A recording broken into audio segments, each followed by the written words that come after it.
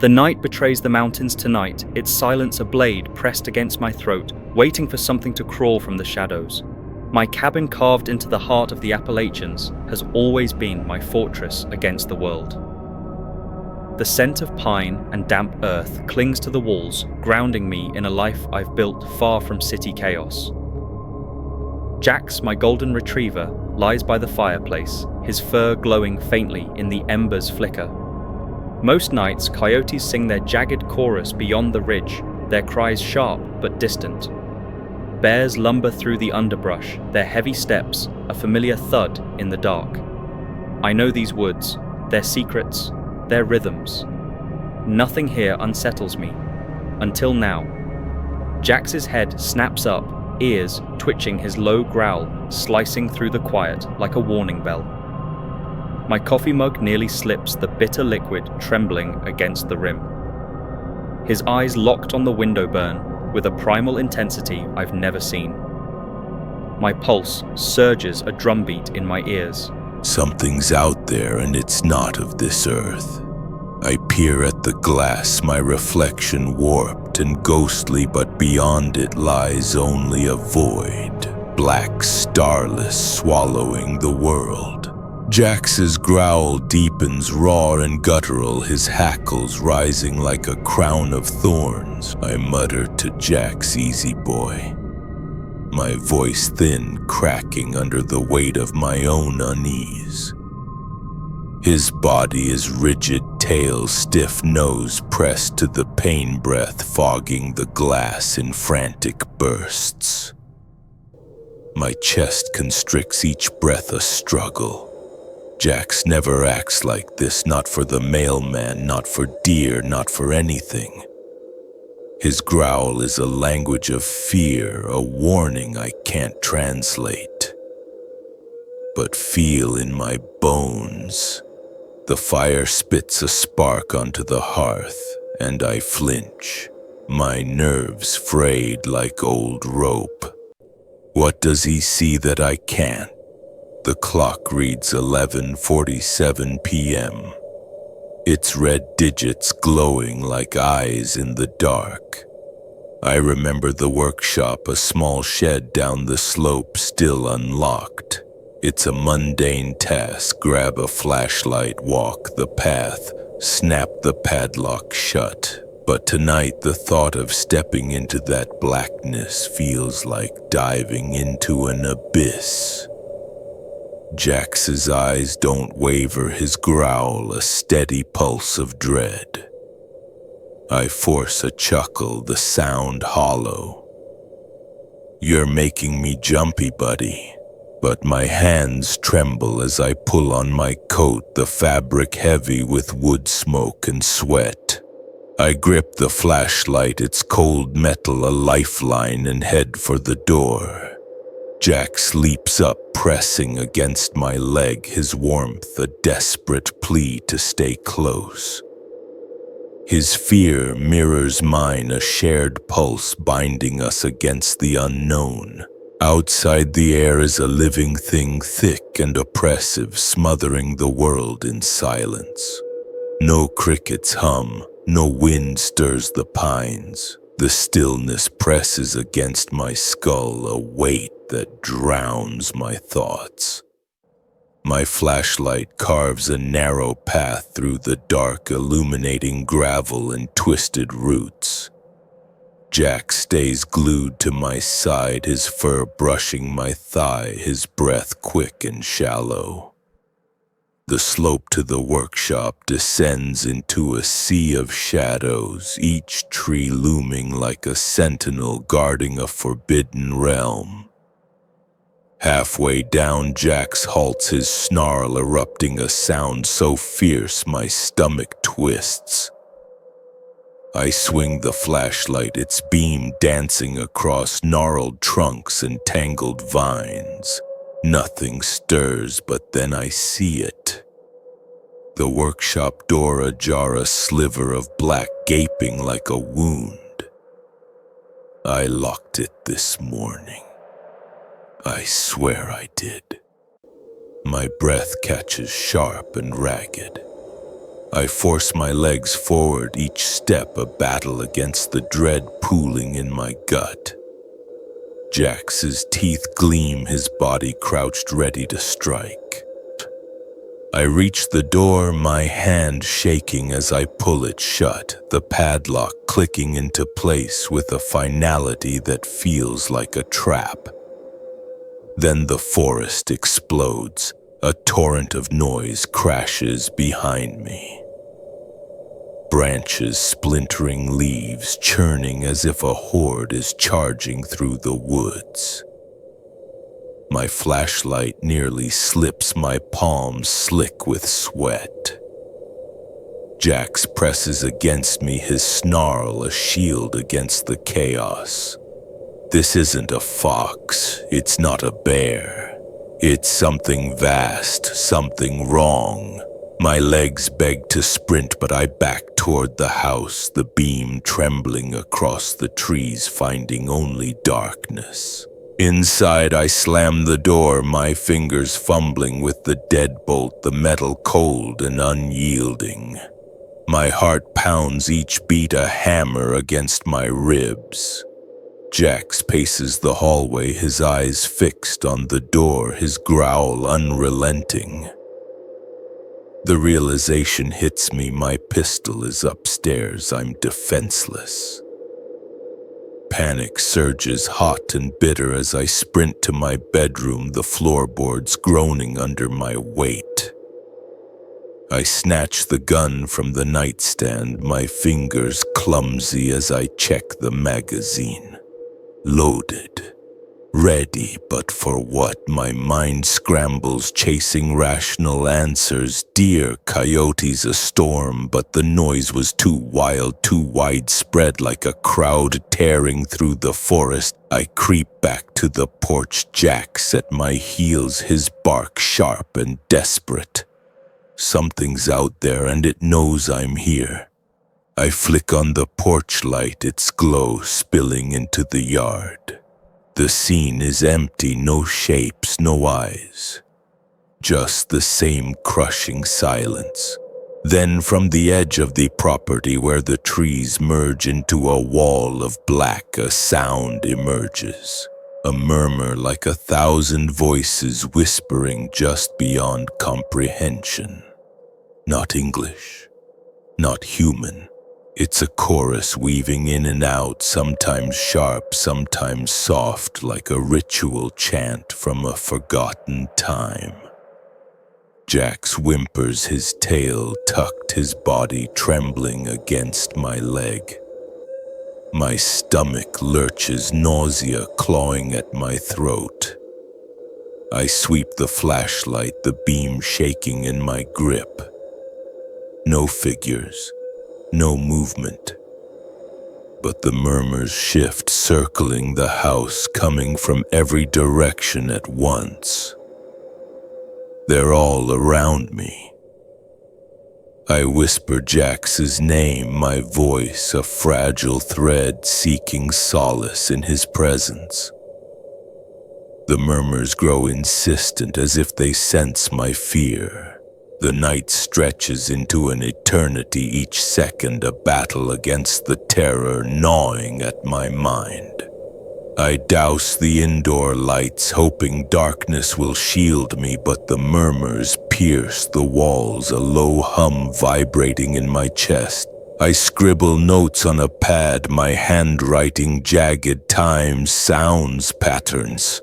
Footsteps crunch on the gravel outside, slow and deliberate. One step, pause, another pause. They're playing with me. My grandparents' stories flood back, tales of things in the hills. Neither beast nor man dismissed as superstition. Now those stories are a lifeline, their warnings echoing in my skull. Jax paces, his nails scraping the floor, his eyes darting to every window. Around 4:30 a.m., the murmurs deepen, a guttural drone like a creature waking from slumber. Then slowly they retreat, fading into the woods. A faint rustle follows, then silence.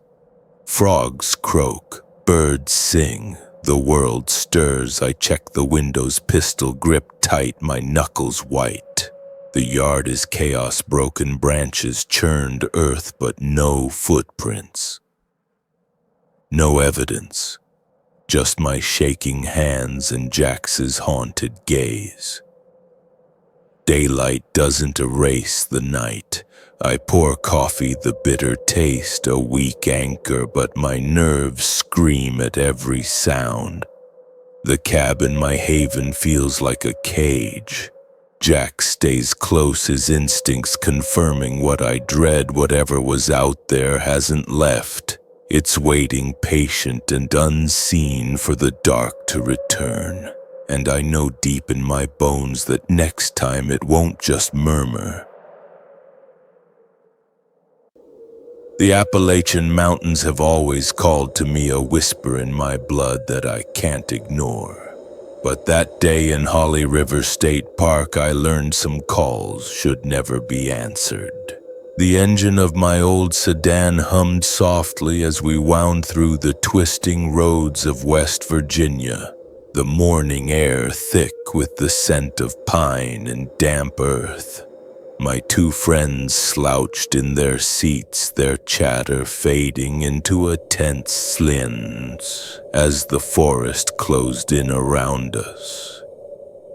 Holly River State Park loomed ahead, its dense canopy swallowing the horizon. We'd heard rumors of an old family cemetery hidden high on a ridge. A place forgotten by time, and the thrill of uncovering it had pulled us here. But as we parked in the empty lot, the gravel crunching under our tires, a knot tightened in my chest. The air felt heavy, like it was holding its breath, waiting for us to step into its jaws. The trailhead was barely marked, a narrow scar in the earth that snaked into the woods. We shouldered our packs, the weight grounding us against the growing unease. The forest was alive with subtle details, moss clinging to ancient stones, the faint drip of water somewhere unseen, the way the light fractured through the branches in muted silver streaks. But beneath it all was a stillness, a hush, that made every step feel like an intrusion. My friend nudged me, his voice low. Feels like the woods are watching us. I forced a laugh, but my eyes darted to the shadows, half expecting something to stare back. We followed the trail for hours, the path growing wilder as we climbed. Roots twisted underfoot, threatening to trip us, and thorny vines snagged at our clothes. The air grew cooler, the scent of decay sharpening as we pushed through dense undergrowth. My arms burned with scratches, and I cursed under my breath, wondering why we hadn't chosen an easier hike. But something kept me moving, a pull I couldn't name, like the ridge itself was drawing me toward its secrets. Then we found it. A warped iron gate, half swallowed by ivy, creaked in the breeze. Beyond it, a cluster of leaning tombstones jutted from the earth like broken teeth. The cemetery was smaller than I'd imagined, no more than a dozen graves, their inscriptions worn to whispers. The ground was choked with weeds, and a musty odor clung to the air, a mix of damp soil and rotting leaves that made my throat tighten. We stepped inside, our footsteps muffled by the soft earth. My pulse hammered in my ears louder than it should have been, as if the place was pressing against my chest, demanding I feel its weight. We wandered among the graves, brushing aside vines to read the faded names. Who buries their family this far out? One friend muttered, his voice barely above a whisper. I didn't answer. The silence here was different, thicker, like it had settled over the ridge for centuries. Every so often a breeze stirred the trees, carrying that same musty smell, and I caught myself holding my breath, waiting for something to step out from the shadows. We took photos, our flashes stark against the gloom, but each click felt like a violation, like we were stealing something we weren't meant to have. The sun was sinking when we finally tore ourselves away, the sky bruising with oranges and purples. We hadn't planned to hike in the dark, and the thought of navigating the forest at night sent a shiver down my spine. Let's take the main road back, I said, my voice steadier than I felt. The others nodded and we retraced our steps, the trail now a maze of roots and slick patches. The forest seemed to close in the trees, leaning closer, their branches clawing at our packs. Small sounds, twigs snapping, leaves rustling, echoed in the brush, just enough to keep my heart racing. I told myself it was nothing, just squirrels or deer, but the shadows danced in my peripheral vision, fleeting shapes that vanished when I turned to look. When we reached the asphalt road, relief flooded through me, sharp and fleeting. The narrow strip of pavement stretched into the twilight, empty in both directions. No cars, no people, just the hum of our own breathing and the distant rustle of trees. The air felt heavier here, pressing against my skin like a damp cloth. My friend tried to lighten the mood, joking that we were the last people on Earth. But his words fell flat, swallowed by the eerie quiet. We picked a direction based on a faded sign pointing toward the campground and started walking, the crunch of our boots unnaturally loud. The darkness deepened as we moved, the trees on either side standing like silent sentinels. Every so often, something stirred in the brush, a faint rustle, a shadow shifting just beyond the light, but nothing emerged. My skin prickled, a primal instinct screaming that we weren't alone. We'd covered maybe half the distance when I saw them. 5 figures standing motionless in the middle of the road, their silhouettes stark against the fading twilight. My heart lurched, a mix of relief and dread. People meant safety, didn't they?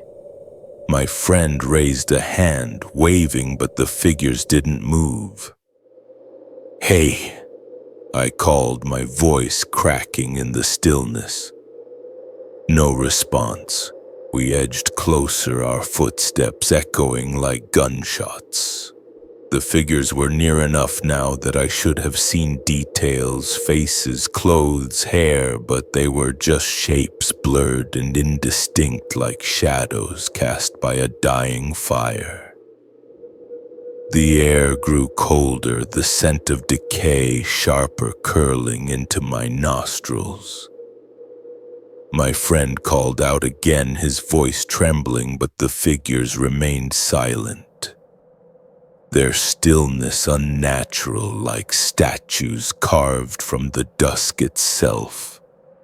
Then, without warning, they began to fade. One by one they flickered, their outlines dissolving into the air until the road was empty, a void where they'd stood. We froze, our breaths ragged in the silence. My mind raced, grasping for an explanation. Had we imagined it? Were our eyes playing tricks after the dim forest? I shone my phone's flashlight across the asphalt, its beam weak against the gathering dark. Nothing. No footprints, no scuff marks, not even a stray leaf disturbed. On one side of the road, a sheer drop plummeted into a valley. On the other, a jagged rock slope rose impossible to climb without noise. There was nowhere for them to have gone yet. They were gone, erased as if they'd never been. A cold dread settled over us, heavy as a shroud. "What was that?" my friend whispered, his voice barely audible. I didn't answer. I couldn't.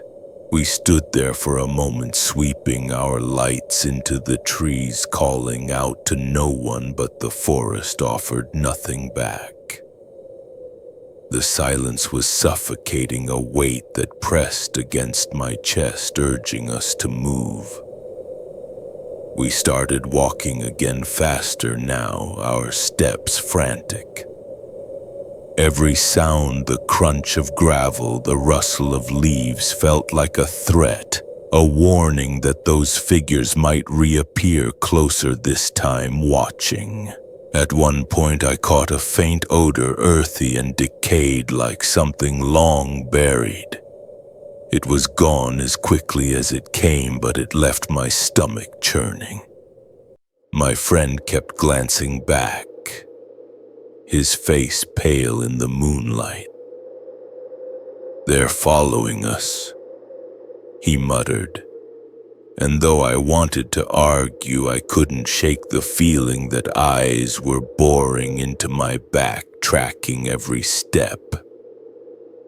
The road stretched on endless, the campground sign, a distant promise we feared we'd never reach. When we finally saw it, the sign glowing faintly under our flashlights, relief crashed over me like a wave. But the campground was empty, eerily so. No campfires, no voices, just the skeletal shapes of tents in the moonlight. Our car sat alone in the gravel lot, a lifeline in the darkness. We scrambled inside, locking the doors out of instinct, as if that thin metal could protect us from whatever we'd seen. My friend gunned the engine, the headlights slicing through the night, and we sped out of the park, the road blurring beneath us. The drive was silent, save for our shallow breaths. Only when we reached the main highway did we dare speak, our voices hushed, as if afraid the figures might hear us. We tossed around ideas, mass hallucination tricks of the light locals playing a cruel prank, but none of it fit. Those figures hadn't moved, hadn't spoken, hadn't left a trace. They were something else, something we weren't meant to see.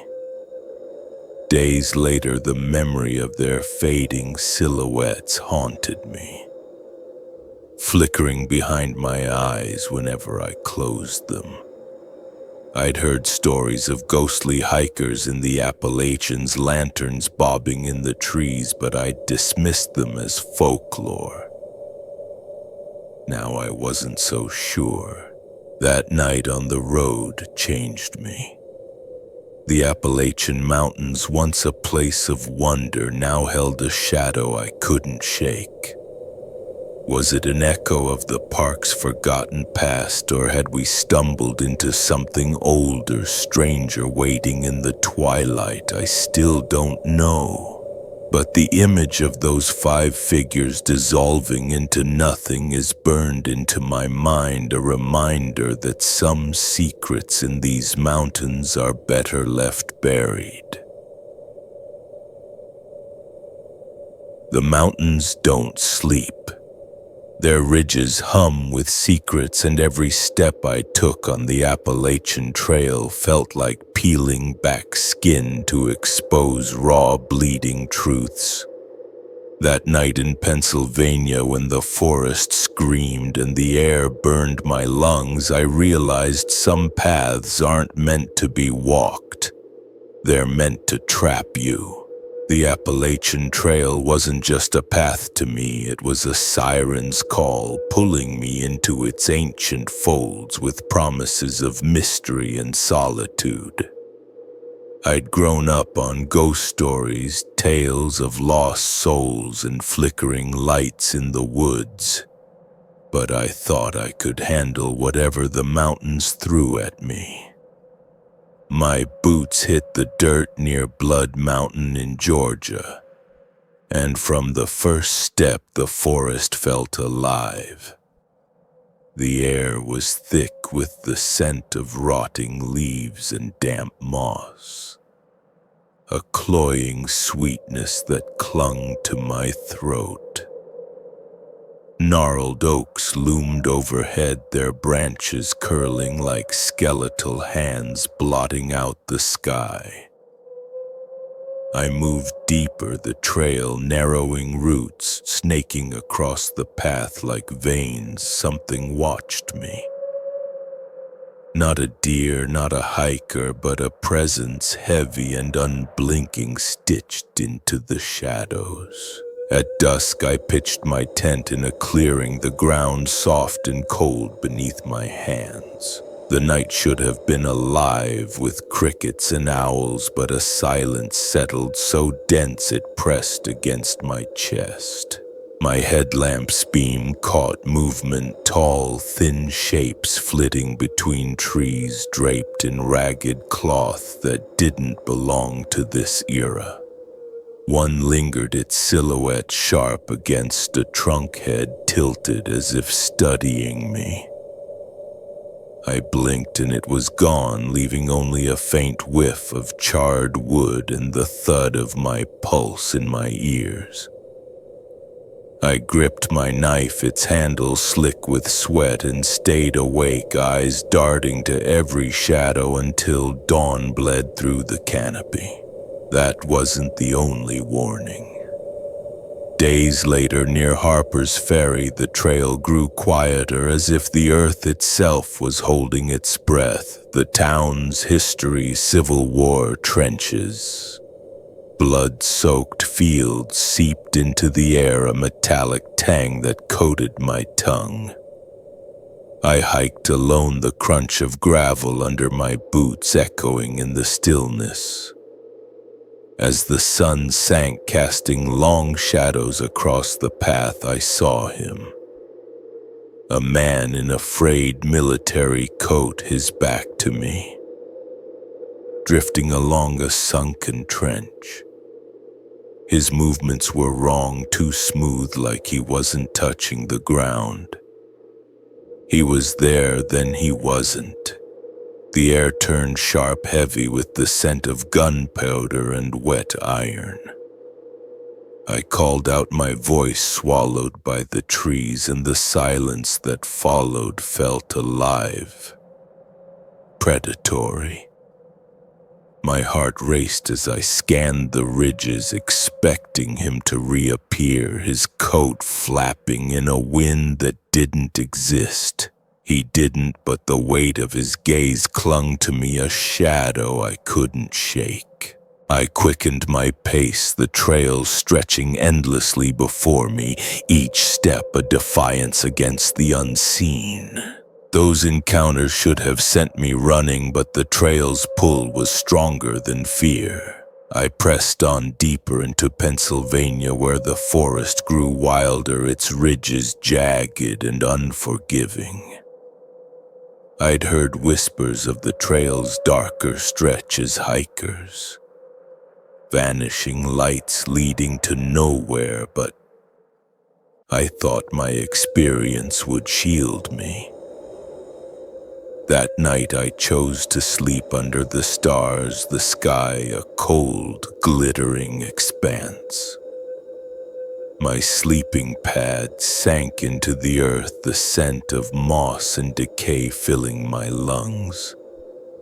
I drifted off the hum of insects, a faint lullaby, until a jolt woke me past midnight. The forest was dead. No wind, no birds, just a void that swallowed every sound. My chest tightened as a faint whine began, soft and distant like a siren trapped in the trees. It grew, slithering through the air, high-pitched and relentless, as if the forest itself was tearing open. It knew I was awake. My heart pounded a frantic drum against my ribs as the air grew heavy, pressing against my skin like wet cloth. The whine wasn't natural, too steady, too piercing, burrowing into my skull like a drill. I scrambled to my feet, hands shaking as I shoved gear into my pack, my headlamp's beam slicing through the dark but revealing nothing. The dread was a living thing, a cold fist twisting in my gut. I stumbled onto the trail, half running, the whine chasing me, its pitch rising until my ears ached. After a mile, maybe two, the sound snapped off, leaving only the faint rustle of leaves. I leaned against a tree, gasping, the bark rough under my palms, my breath ragged in the sudden quiet. What was that? The forest stirred again, birds calling faintly, but the relief was a lie. I'd escaped something, but it wasn't gone. That night in Pennsylvania wasn't my first brush with the trail's secrets, nor my last.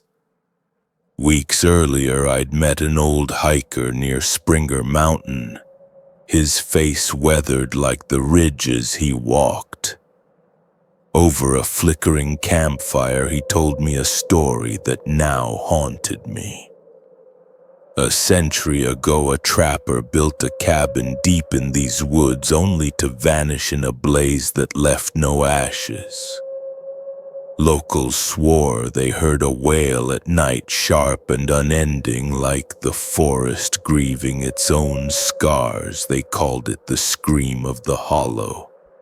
A warning to those who strayed too far. His eyes clouded with age locked onto mine as he spoke, and I felt a chill that wasn't from the night air. That sound you heard, I thought, now leaning against that tree, was it the same? The memory of his words anchored my fear, tying it to something older, something the trail never forgot. Weeks later, near Mount Rogers, I joined a group of thru-hikers seeking refuge from a storm. Rain hammered the shelter's metal roof, thunder rolling like a warning from the mountains. We were soaked, our clothes clinging to our skin, faces gaunt with hunger and cold. Someone mentioned a local pizza place that delivered to the trailhead if you pleaded hard enough. We scraped together crumpled bills, dreaming of hot cheese and cold beer. As lightning flickered, we trudged to the parking lot, boots sinking into mud, hair plastered to our skulls. A van's headlights cut through the rain and we waved, expecting our delivery. The driver's face paled, his eyes wide with terror. He slammed the van into reverse tires, spinning on wet gravel, and sped away, fishtailing into the dark. We stood there, rain streaming down our faces, confusion mingling with nervous laughter. Did he think we were ghosts? Minutes later, the real pizza guy arrived unfazed, handing over steaming boxes and chuckling at our drenched state. We devoured the food, joking about our forest ghoul reputation, but the laughter felt hollow. The whine from Pennsylvania lingered in my mind, a splinter I couldn't pull free. That night, as we huddled in the shelter, the old hiker's story echoed in my head. The trapper's wail, the hollow's scream, it felt too close, too real. The trail wasn't just a path. It was a keeper of memories, of losses, of things that refused to die.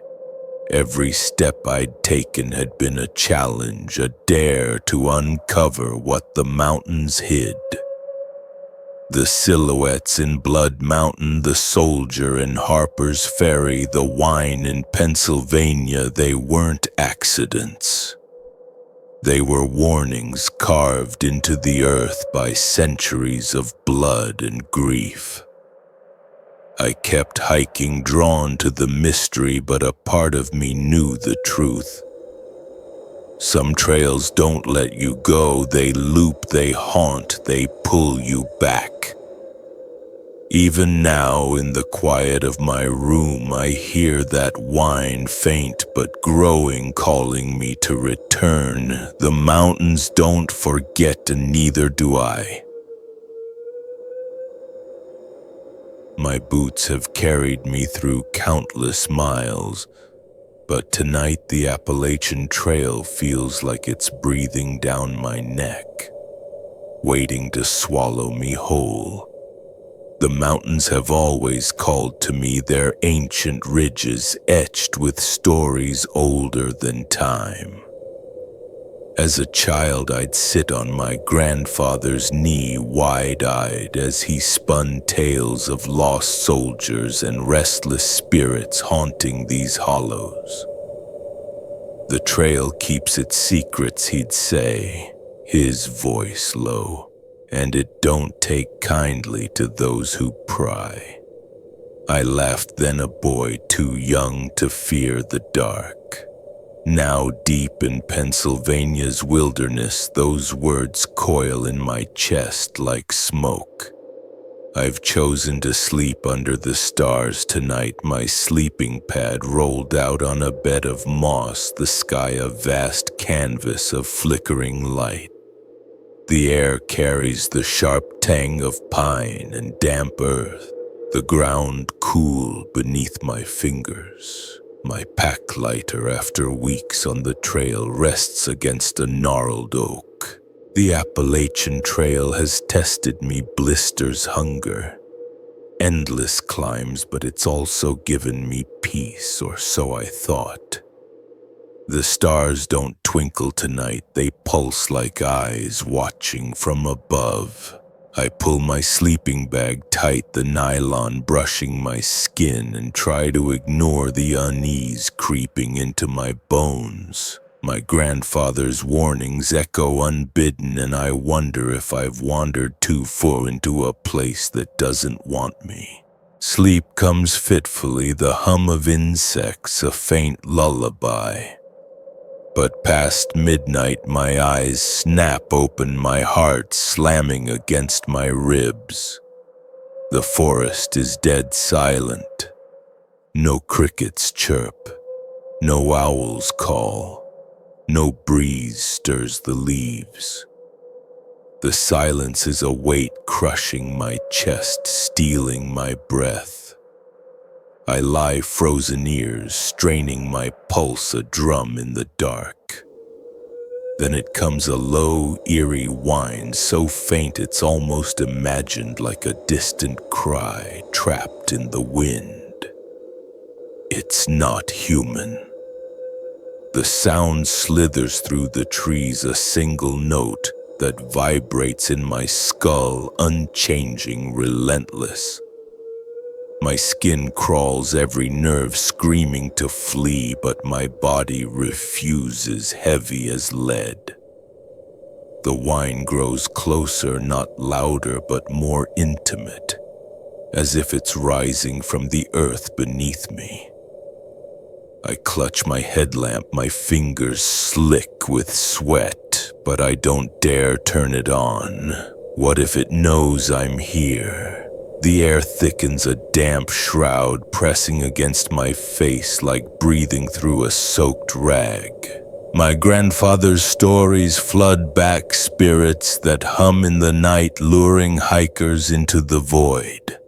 I try to dismiss it, whined through a crevice, a far-off engine, but the whine is too deliberate, too alive. It wraps around my thoughts, tightening like a noose. It's watching me. Panic surges hot and bitter, my breath shallow and sharp.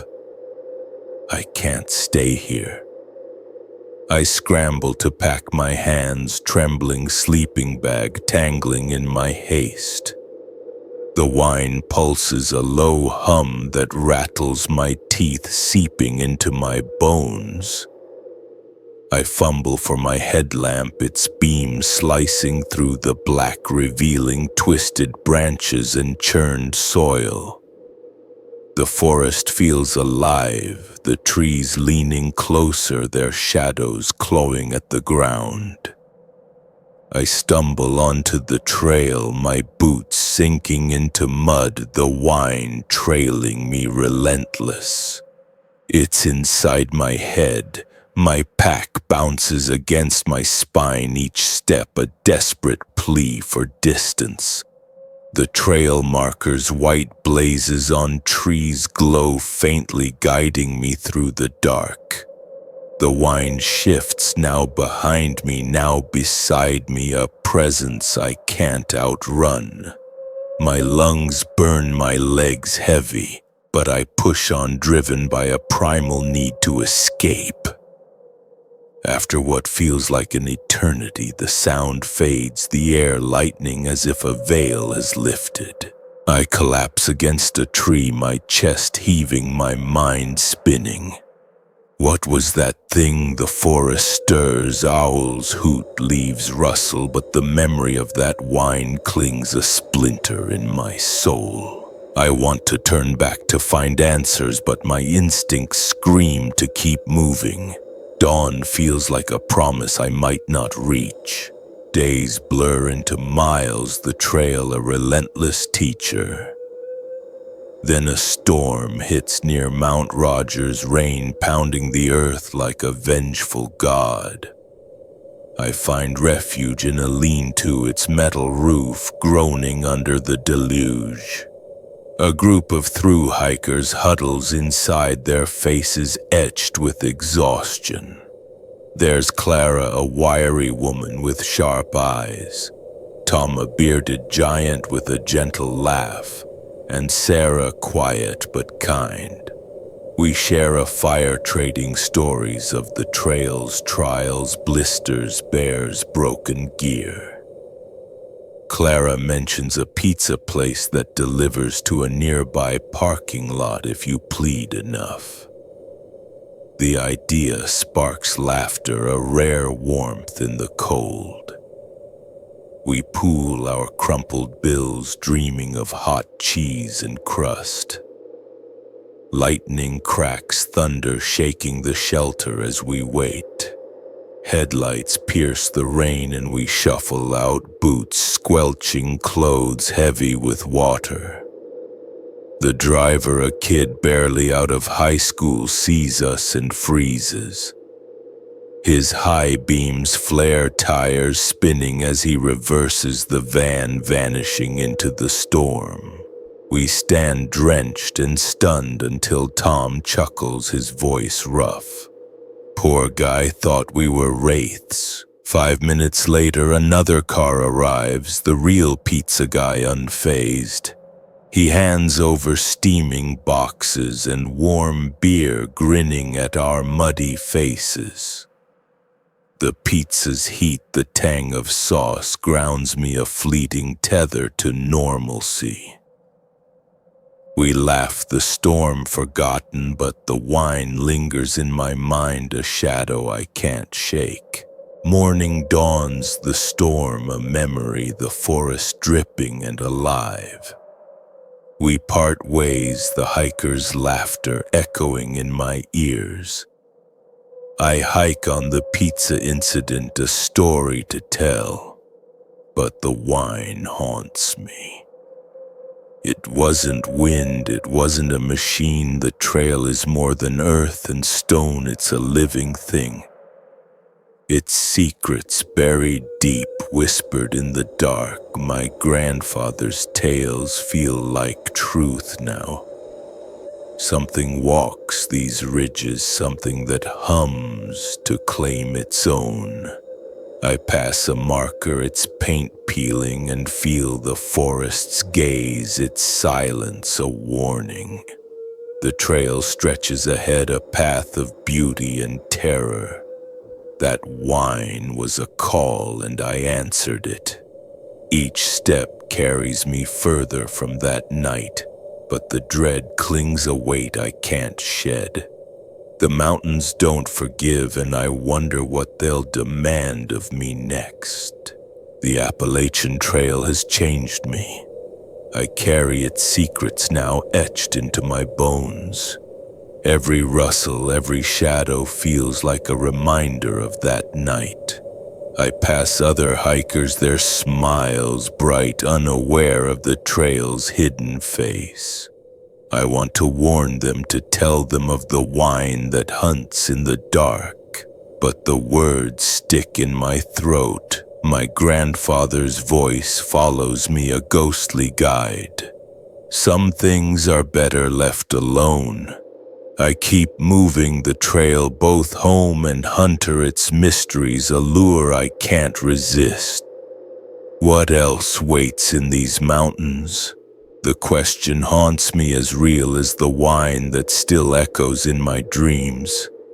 I'll walk on, but I know the truth. The trail never lets you go. The Appalachian Trail was supposed to be my refuge, a place to lose myself in the rhythm of the wild. But 10 miles from Duncan, I learned some places hold secrets that cling to you no matter how far you run. The sun hung low over the rolling ridges, painting the sky in streaks of amber and gray. My boots crunched against the gravel of the Appalachian Trail, each step a testament to the miles I'd conquered and the exhaustion sinking into my bones. I was close to Duncan, close to a hot meal and a real bed, but not close enough to let my guard down. My pack dug into my shoulders, a constant reminder of the weight I carried, both physical and otherwise. The forest around me was quiet, save for the faint rustle of leaves in the breeze, but it wasn't the kind of quiet that soothes. It was heavy, like the air itself was holding its breath, waiting for me to make a mistake. I spotted them just off the trail, 3 older women gathered around a weathered picnic table, their faces creased with age. And something else, worry maybe, or fear. They waved me over with smiles that didn't quite reach their eyes, and I welcomed the chance to rest. "You a through hiker?" one asked, her voice warm but edged with caution. I nodded, dropping my pack and sharing stories of the states I'd crossed, the blisters I'd earned. The conversation flowed easily until I mentioned my plan to camp at an old shelter a few miles shy of town. Their faces changed, the warmth draining like water from a cracked bucket. "You should head into Duncan tonight," one said, her tone sharp, urgent. Another echoed her, adding nothing but the same insistence.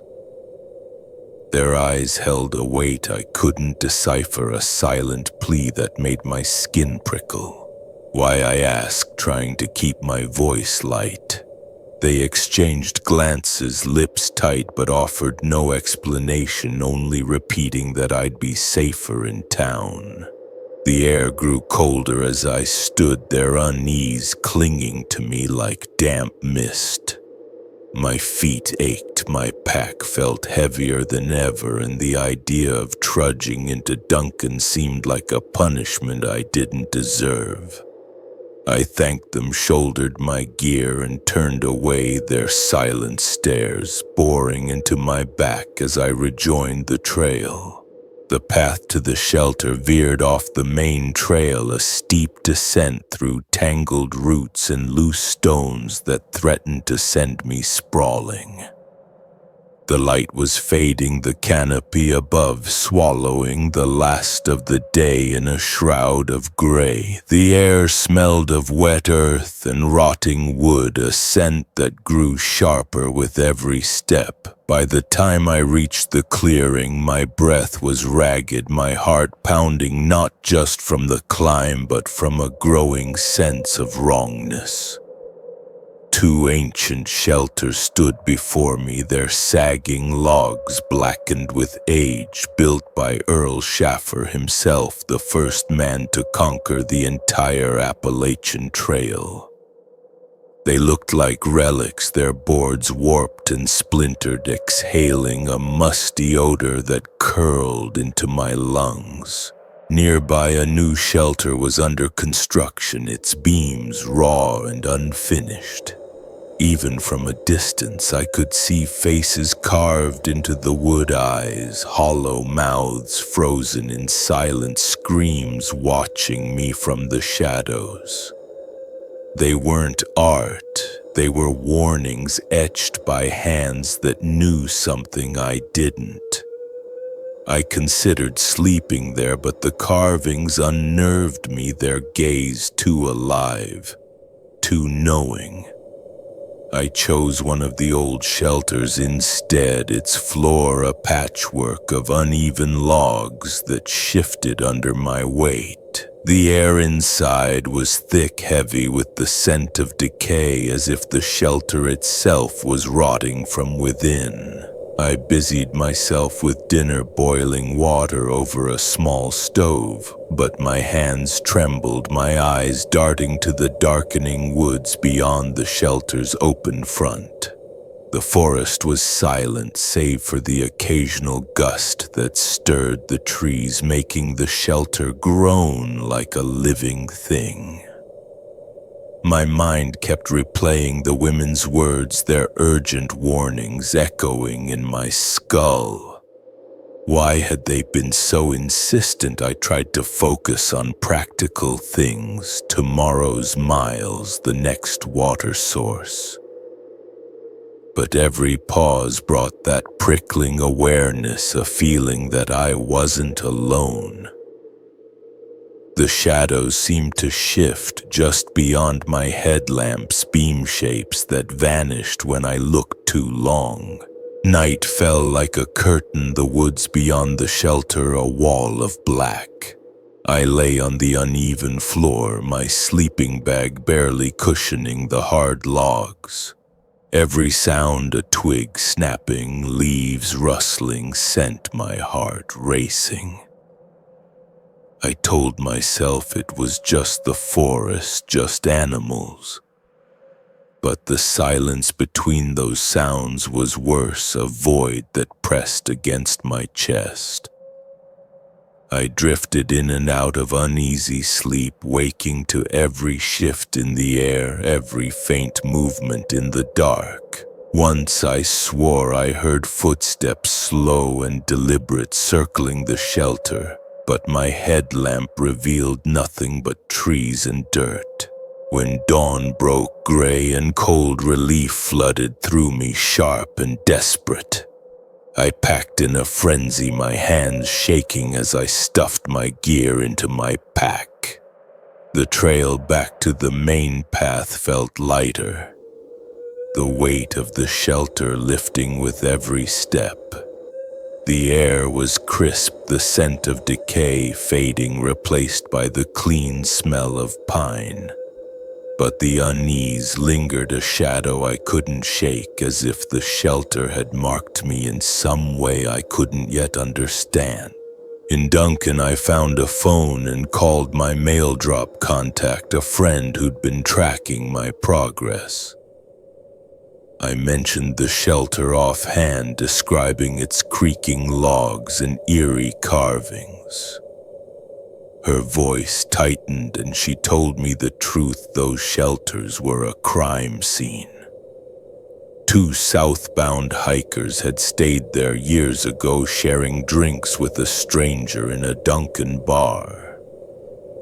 That same man followed them, waited until they slept, and murdered them in the night. My stomach twisted, the memory of the shelter's heavy air flooding back. Those women had known, had tried to warn me, but couldn't bring themselves to speak the horror aloud. The knowledge hit like a blow, sharp and hollow. I'd slept where two people had died, their lives snuffed out in the same darkness that had pressed against me. The trail, once a place of freedom, now felt tainted, its beauty hiding a human darkness far worse than any storm or beast. I couldn't shake the thought of that killer, his footsteps silent in the night, his intent carved into the very ground I'd walked. Years later, I found myself drawn back to that stretch of the trail, a pull I couldn't explain. The forest looked different, older, scarred by storms, the trees leaning closer as if guarding their secrets. My heart thudded as I descended the same steep path, the air thick with the scent of damp earth and pine. The old shelters were gone, reduced to piles of splintered wood at the clearing's edge.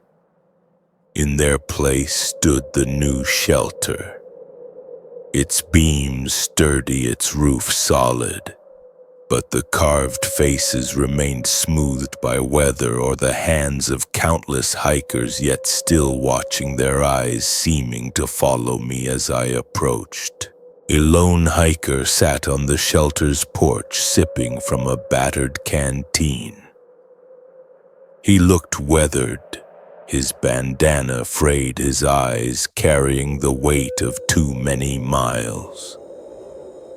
We talked, trading stories of the trail, and he mentioned the shelter's grim history. He'd heard about the murders, the way the town had tried to move on by building this new structure, a symbol of renewal. But he leaned closer, his voice low. "Some say the land's still tainted," he said, his eyes locking onto mine. "You ever feel it, that heavy quiet?" I nodded, the memory of that night rushing back, the shelter's groans echoing in my mind. He told me about the dedication ceremony for the new shelter, how Earl Schaffer himself had attended only to be sidelined by officials who didn't grasp his legacy. The thought stung Earl, the trail's pioneer, dismissed in the shadow of this haunted place. As the hiker packed up and left, I lingered, studying the carved faces. They seemed almost alive, their gazes piercing, as if they'd seen the blood spilled here and remembered every moment. The trail stretched north, peaceful under a clear sky. But my thoughts were trapped in that clearing. I wondered if new wood and a fresh name could ever erase the stain of those murders. The forest felt alive, its silence not empty but watchful, as if the echoes of that night still lingered in the soil. Weeks later at Pierce Pond Shelter in Maine, the same unease returned. The pond sparkled under autumn leaves, but the air was heavy, the silence suffocating. Every rustle set my nerves on edge, and I couldn't shake the feeling that I'd carried something with me from that Duncan shelter, a darkness that clung to me like damp rot.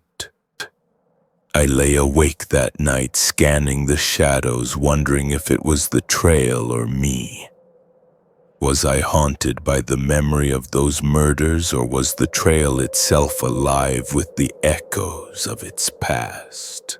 The wilderness was no longer just bears or storms, it was the people who walked it. The choices they made, the horrors they left behind, those carved faces, those silent women, that blood-soaked shelter. They were part of me now, a reminder that some places never let you go. The headlights never blinked. They burned through the dark, locked on my rearview mirror, a white Jeep trailing me across the Appalachian highways like a predator with my scent. I thought it was just a driver, just a car, until I saw the face behind the wheel, empty, unblinking, and not quite human.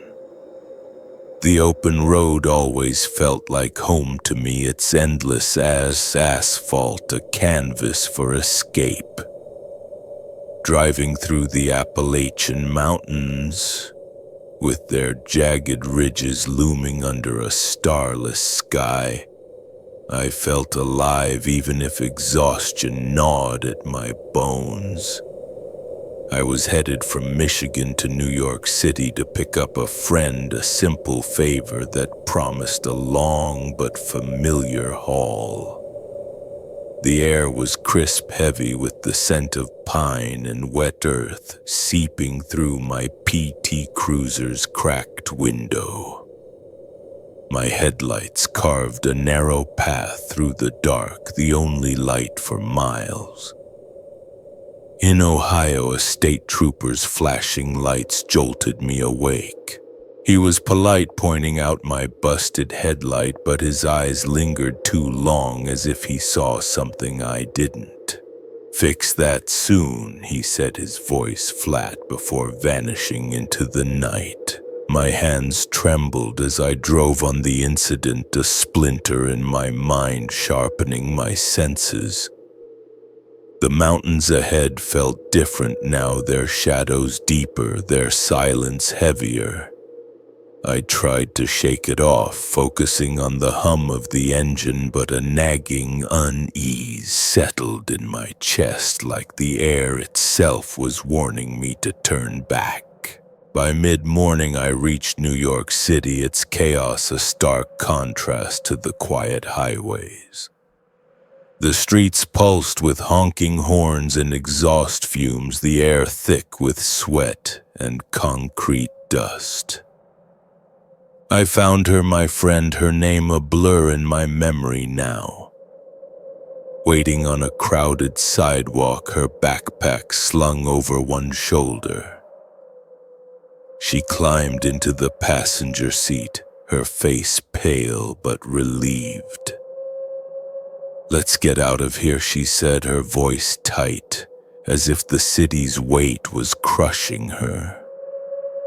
I nodded, weaving through traffic, the PT Cruiser groaning under the strain. The city's lights faded in my rearview mirror, replaced by the dark silhouettes of the Appalachians. We didn't talk much, both lost in our thoughts, the road stretching endlessly before us. Night fell fast, the sky a void above the mountains' jagged peaks. We agreed to stop at a Walmart parking lot in western Pennsylvania, its fluorescent glow a beacon in the dark. The lot was nearly empty, save for a cluster of cars near the entrance. But further out, two vehicles caught my eye. Dark sedans, windows tinted black, engines idling like they were waiting. They didn't belong. The air felt wrong, heavy with the acrid tang of gasoline. And something sweeter, like rotting fruit. I parked near the store, my hands gripping the wheel, my pulse quickening. She noticed it too, nudging my arm. "Are they watching us?" Her voice was barely audible, but the fear in it was sharp. I tried to laugh it off, but my eyes kept darting to the sedans, their shapes blurring in the sodium light. One seemed to inch closer, its headlights dim but unblinking. We weren't alone. We left tires squealing on the asphalt, the lot's glow fading behind us. The next rest stop was worse.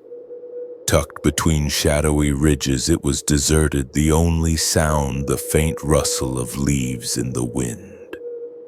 My headlights swept across empty space, landing on a white Jeep Compass in the corner, its windows dark, its engine silent.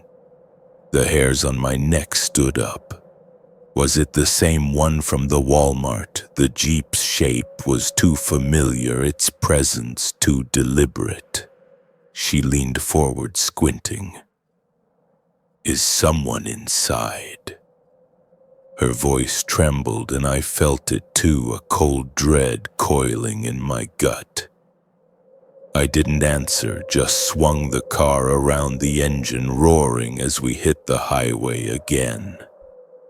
The mountains loomed on either side, their slopes swallowing the moonlight.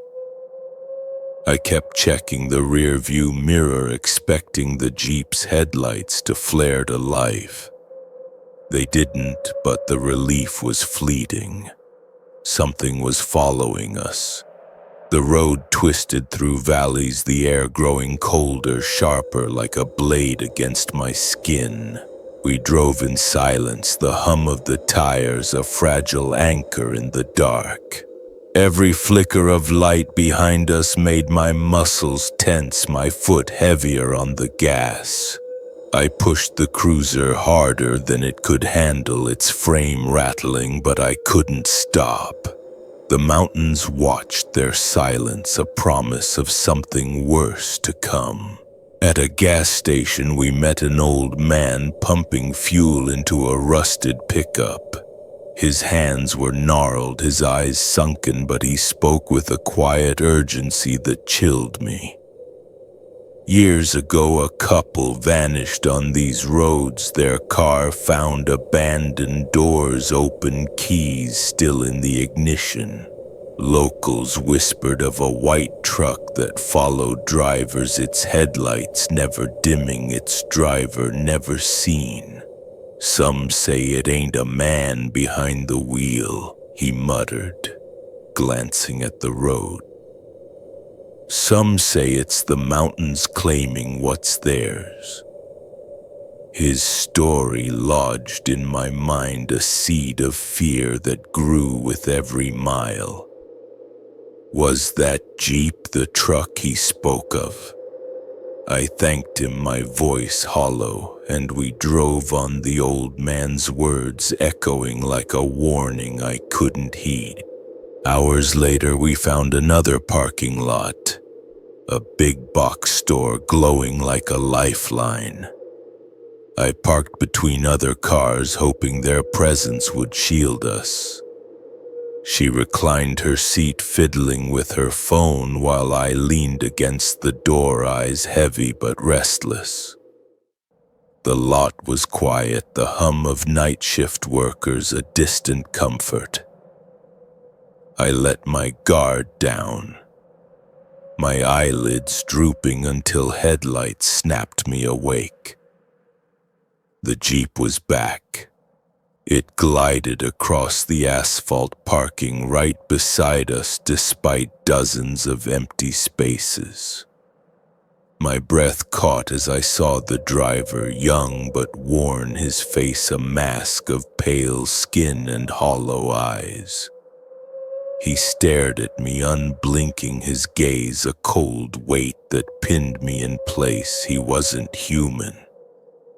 The air in the car grew thick, the scent of oil and decay seeping through the vents. She gasped, her voice a whisper. "Not again!" I cranked the ignition, the engine sputtering to life, and tore out of the lot, tires screaming. The Jeep's headlights flared, following us, its shape a relentless shadow in my mirror. The highway stretched before us, a ribbon of asphalt winding through the mountains. I gunned it, the cruiser shaking, the speedometer climbing past reason. The Jeep stayed close, its lights burning through the dark, never wavering. It wasn't just following, it was hunting. My hands ached from gripping the wheel, my eyes stinging from the glare. She pulled out her phone, fumbling with maps, her voice frantic. "There's a side road ahead. Take it." We zigzagged through narrow highways, the mountains closing in their slopes, a wall of black. The Jeep matched every turn, its presence a pressure in my chest. I swerved onto a hidden route, the cruiser skidding on gravel, and the Jeep sped past, its taillights flaring red as it tried to brake. We'd lost it. I drove on the road, narrowing streetlights flickering into view. We reached a small town, its main street lined with shuttered shops and a fast food joint glowing at the edge. I parked between work trucks, the hum of a drive-through speaker, a fragile tether to safety. We collapsed against the seats, windows up, the smell of stale fries, a strange comfort. Dawn crept over the ridges, painting the sky in bruised pinks, but the relief was tainted. Had we really escaped? Morning brought no answers. We ordered breakfast, greasy but grounding, our eyes scanning every car that passed. The Jeep was gone, but its absence felt like a trick, a predator waiting to pounce. I checked my phone, expecting messages, but the screen was blank, the silence unnerving. As we drove on, the mountains faded in my mirror, their peaks a distant threat. I thought of the old man's story, the couple who vanished, the truck that wasn't a truck. What was that Jeep, a drifter, a prank, or something the mountains conjured to claim us?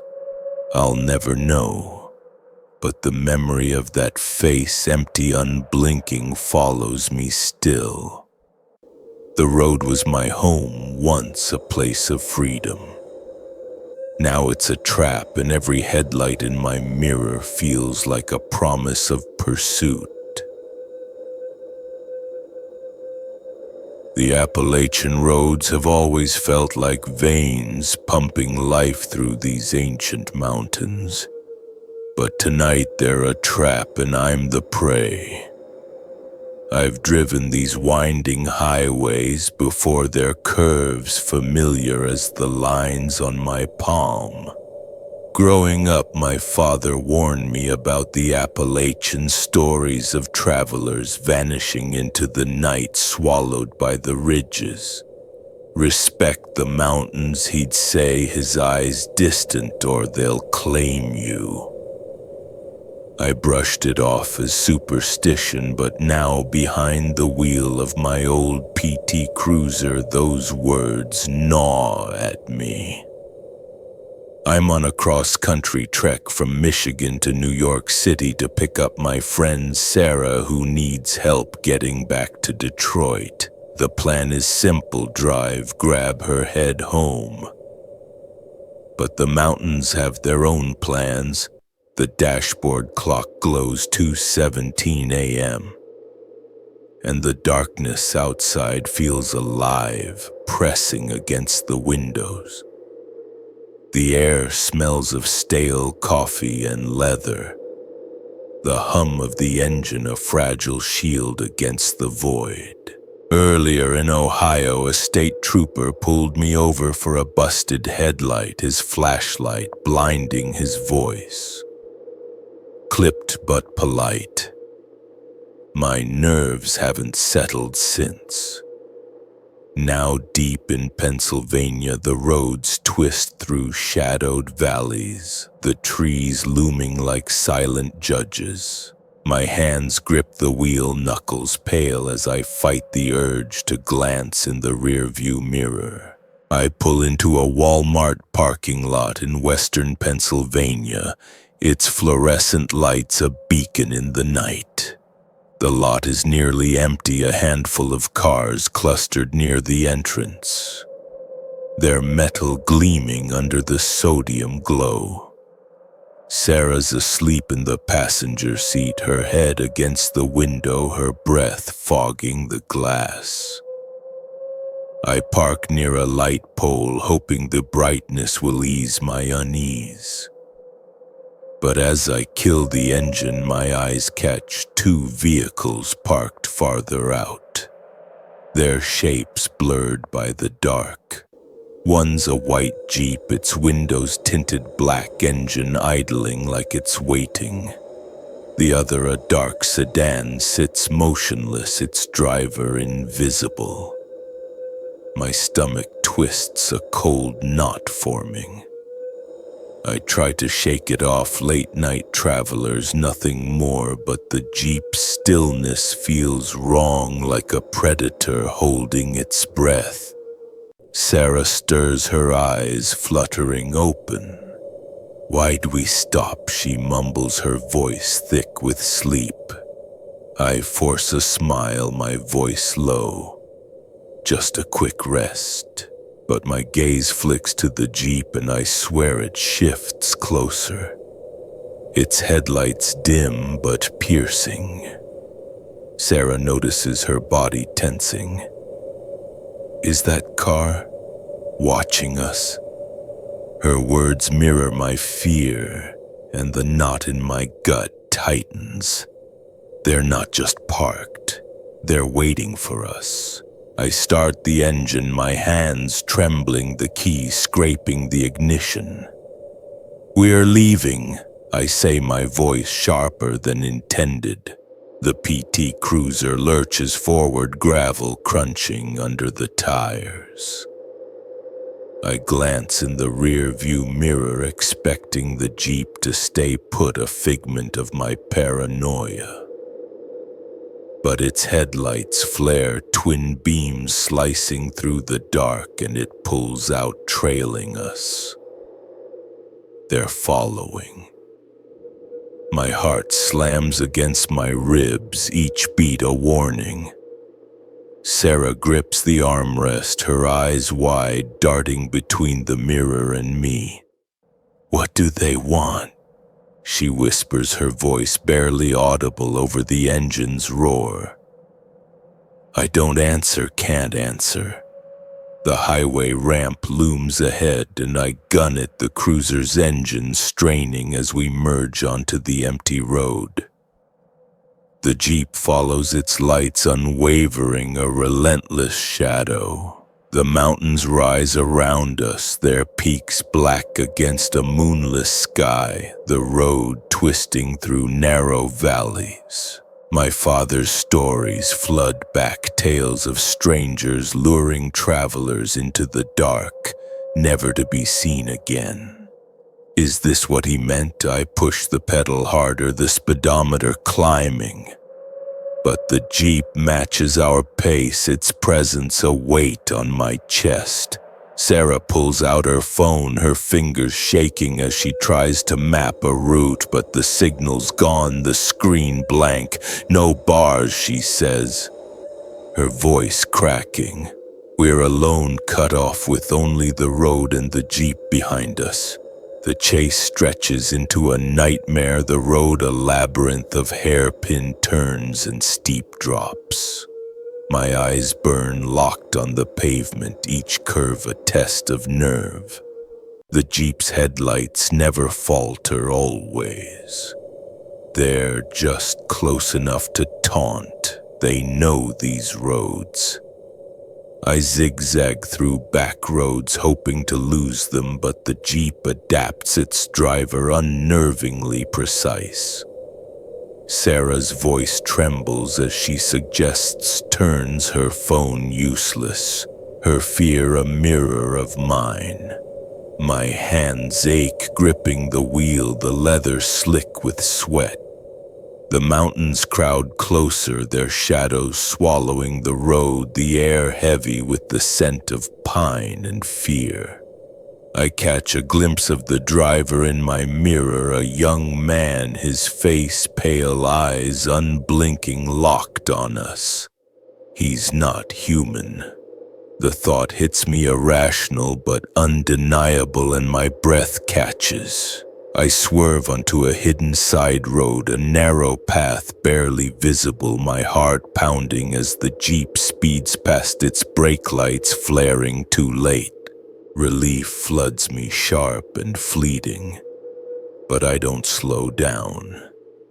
The road winds through a small town, its streetlights flickering, houses dark. We pull into a fast food lot, parking between work trucks, the hum of a drive-through speaker, a fragile lifeline. Sarah and I slump in our seats, our breaths ragged, the silence between us heavy with unspoken dread. Did we really lose them?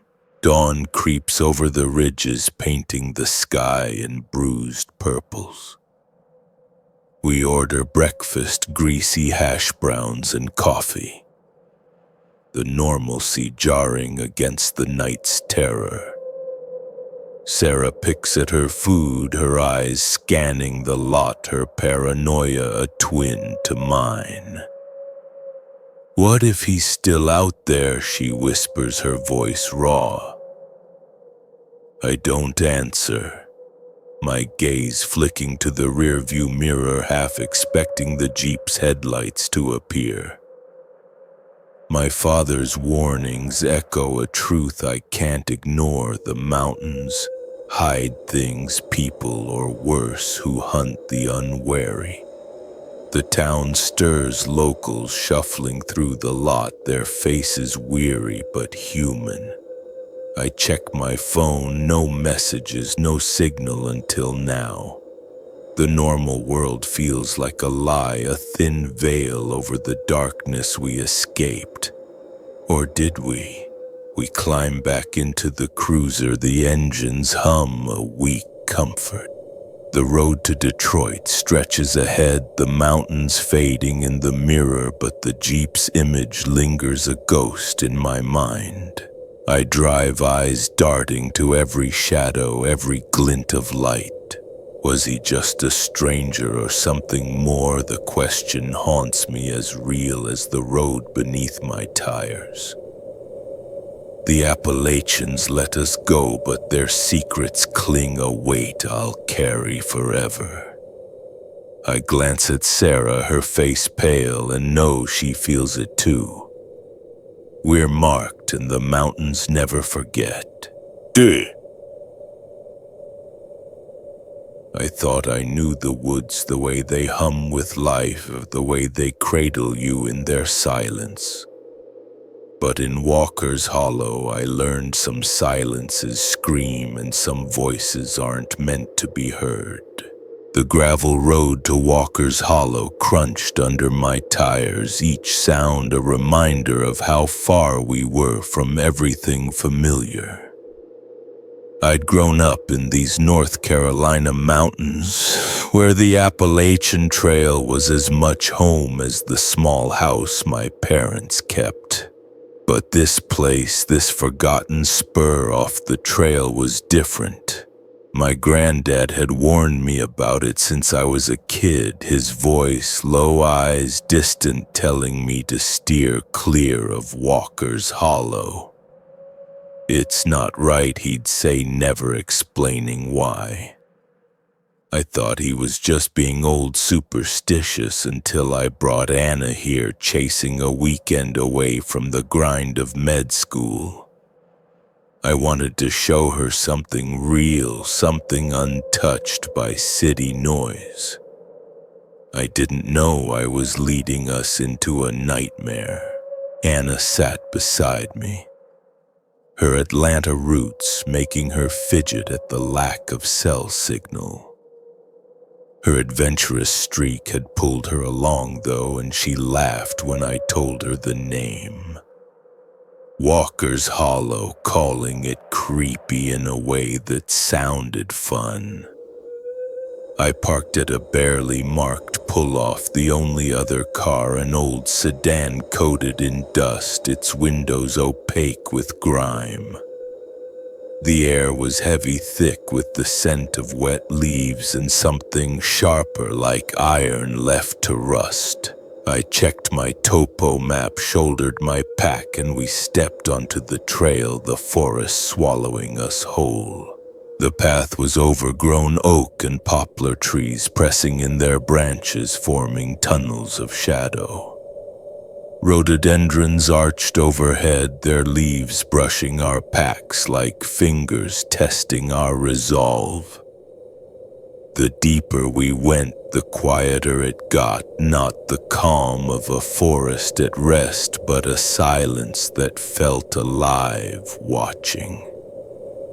I noticed faded wooden planks nailed to trees, their surfaces scratched with symbols too worn to read. One stood out, a triangle enclosing a circle carved deep, then slashed through with a knife as if someone wanted it erased. I told myself it was an old forestry mark, but my stomach twisted, urging me to turn back. I didn't say anything. I didn't want to scare Anna. 5 miles in, we found a campsite near a trickling creek, its water cold and clear. A half-collapsed fire ring sat in the center, filled with soggy leaves. I cleared it out, the damp earth clinging to my hands while Anna unpacked. We got a small fire going, its warmth a fragile shield against the gathering dusk. The forest smelled of wood smoke and decay, a scent that clung to my throat. Anna remarked on the quiet, her voice souped as if afraid to break it. "Any coyotes out here?" she asked, half joking. I grinned, standing to show off a trick from my childhood, cupping my hands and letting out a long, shrill howl. The sound echoed across the creek bed, then faded. We waited, but nothing answered. I tried again, adding yips for effect. Still nothing. "Guess they're all asleep," I said, shrugging. Then it came. A low whistle like wind caught in a hollow reed rose from the ridge above. It climbed into a piercing screech, sharp and unnatural, stretching too long as if it didn't need breath. Anna froze, her eyes wide.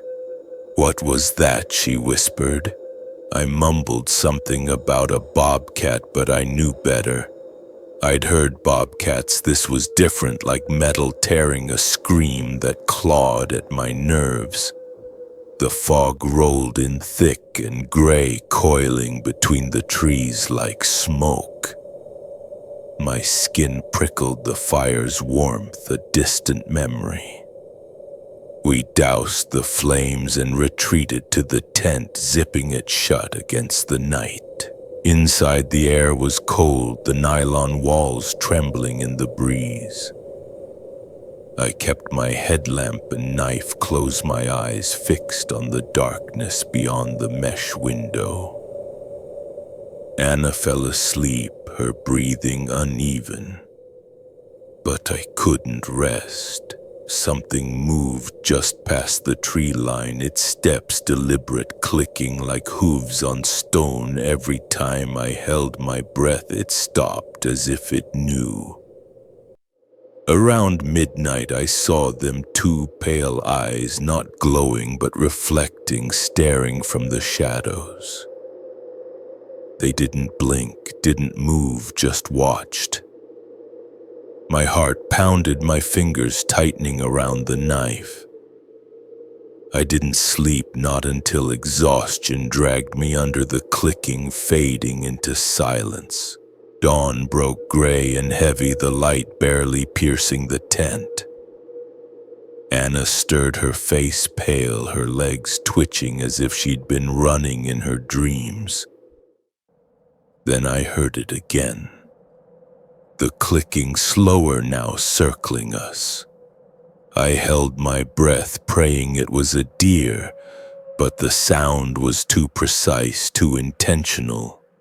Then came the voice, soft and chilling, mimicking Anna's cadence perfectly. "Hey, come out here." But Anna was still beside me, her lips slack, her breathing shallow. The voice repeated closer, insistent. I didn't move, didn't speak, just waited until the forest fell silent again, the creek and wind gone mute. Anna woke, her eyes haunted. "I dreamed you were standing over me," she whispered, covered in blood, asking me to follow you. We broke camp in silence. No breakfast, no jokes, just the weight of something wrong pressing against us. The trail felt different, the landmarks I remembered, a footbridge, a split tree gone. We found piles of stones neatly stacked, some holding tiny bones in their centers. Then we saw it, a gnarled poplar, dead and gray, with an iron horseshoe nailed to its trunk. A rope hung from it, and tied to the rope was a deer skull, its surface carved with spirals and claw-like marks. Anna grabbed my arm, urging us to turn back, but I was stubborn, convinced we'd find the old A-frame shelter I remembered from years ago. The fog thickened, the trail narrowing until it was barely a path. I swore we passed the same tree, a split trunk with orange lichen 3 times, though we hadn't turned. The air grew colder, the scent of decay sharper, like something long dead was stirring.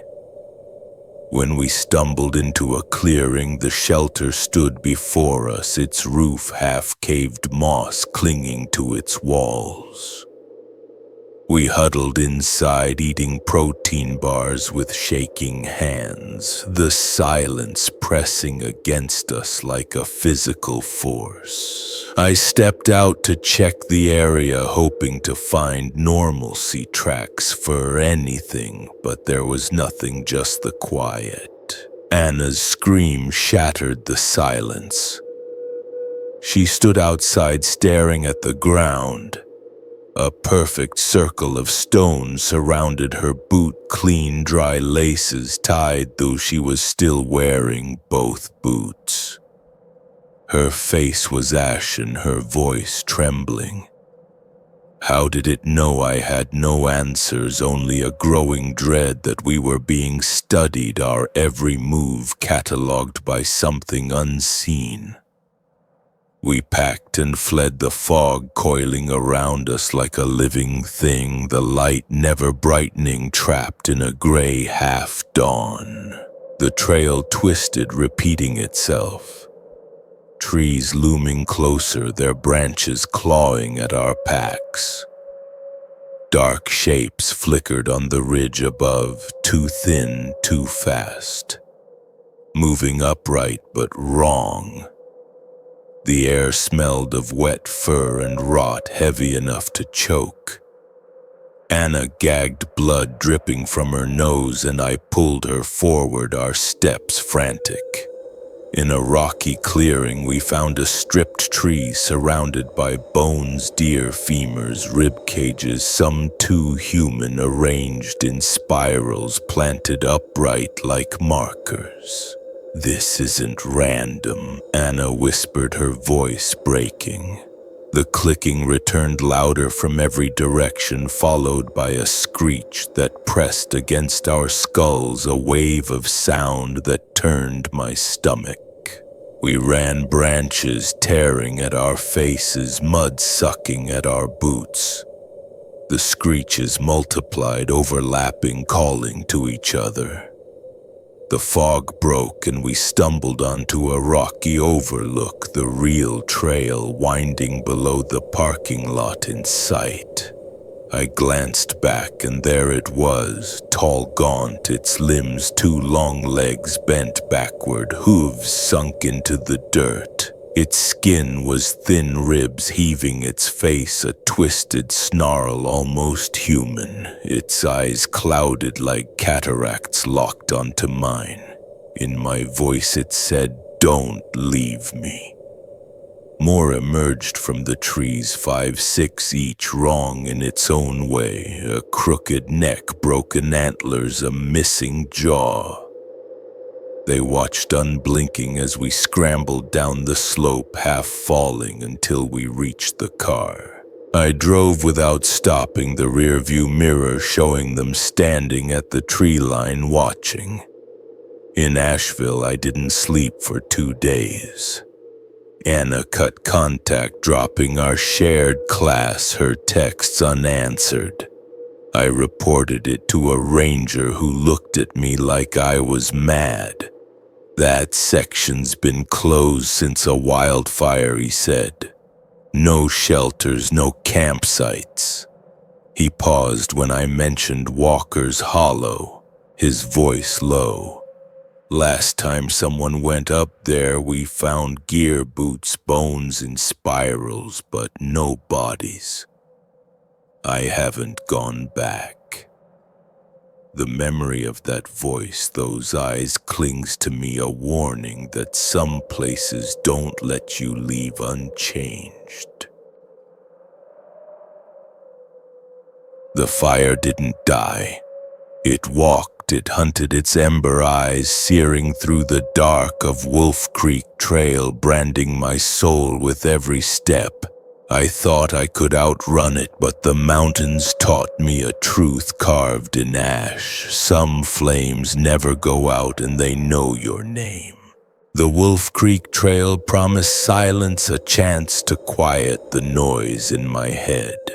I signed the trail register at dawn, my pen scratching out a note for Jules, my fiancée, waiting back in Asheville, 7 days, 10 miles a day, back with better stories. The air was sharp, heavy with the scent of wet pine and cold stone, the kind of morning that felt clean, untouched. Wild ponies grazed in the high meadows, their breath curling like smoke in the pale light. I breathed deep, tasting the earth, feeling the mountain's weight settle in my chest. The trail stretched ahead, a dirt spine winding through spruce and hemlock, its ridges glittering under a rising sun. For those first miles, the world was perfect, the rhythm of my boots matching the pulse of the forest. But something was off. A faint whiff of smoke, acrid and out of place, lingered on the wind. Campfires were banned until winter, yet the scent grew stronger, bitter with the tang of charred hair. I told myself it was a hunter's fire in the lowlands, but my gut twisted, whispering that the mountains were watching. By late afternoon, I reached a sheltered saddle below Buzzard Rock, the ground soft with pine needles. I pitched my tent, the fabric taut against the stakes, and filmed a quick GoPro diary for Jules. Day 1, easy miles. Weird, smoky smell all day, probably nothing. Miss you already. The forest was quiet, save for a faint rustle of leaves. But as night fell, the air thickened, the scent of smoke now overwhelming, like a fire pit left to smolder. I lay in my sleeping bag, headlamp off, letting the darkness wrap around me. But the silence broke just after midnight. Something brushed my tent, The rainfly flexed inward, pressed by an unseen weight, and a sharp heat bloomed against the nylon like a hand fresh from a forge. My breath caught my heart hammering as I fumbled for the zipper. The beam of my headlamp pierced the dark, revealing nothing but a faint orange glow like an ember floating 20 yards away. It pulsed, brightening, dimming, then winked out, leaving only the stench of scorched earth. I zipped the door shut, my hands trembling. The knife clipped to my pack, now a useless charm. Sleep was impossible, the air growing warmer, my breath no longer visible in the cold. Morning brought no relief. I crawled out to find a streak of soot on the rainfly, black and greasy, running from the apex to the stake loop. My fingers brushed it, leaving a smudge that burned faintly like touching a cooling stove. The ground around the tent was untouched, but 50 yards off I found hoof prints, scorched black, their edges crisp as if branded into the earth. Steam curled from one fresh and hot. The pony herd grazed in the distance unharmed, but the sight twisted my stomach. What left these marks I packed quickly, eager to leave Buzzard Rock, the trail climbing toward Mount Rogers under a sky thin and pale. The smoke followed now, laced with a sour note like singed flesh. Every switchback brought a new wave of heat unnatural for the 40-degree morning. My pulse quickened, sweat tracing icy paths down my ribs. I paused to drink the water, tasting faintly of ash, and noticed my phone's screen flicker, then die, its battery drained despite a full charge. The forest felt wrong, its trees leaning closer, their bark glistening with sap that sizzled on contact. On Devil's Ladder, a steep detour around a fallen hemlock, the trail turned hostile. The path plunged downward, loose needles slick under my boots. The air shimmering with heat waves that warped the boulders ahead. The smoke was choking now, a blend of cedar and burning hair clogging my throat. I rounded a switchback and froze. It stood there. 5 paces ahead, half hidden by rhododendron, a figure faced away, its shoulders hunched. Skin cracked like cooling lava, glowing red beneath. Its clothes had melted into its flesh, tatters fluttering in a wind I couldn't feel. Smoke curled from its scalp, thin and blue, as it turned, its ember eyes locking onto mine. It saw me. My lungs burned the air, tasting of ash and metal. The figure stepped forward, branches igniting in brief flames that died as it passed, their needles ghost white. It extended, a hand spark spiraling off its fingers, fading before they touched the ground. I stumbled back, boots skidding, my GoPro beeping with static, its display a mess of flickering lines.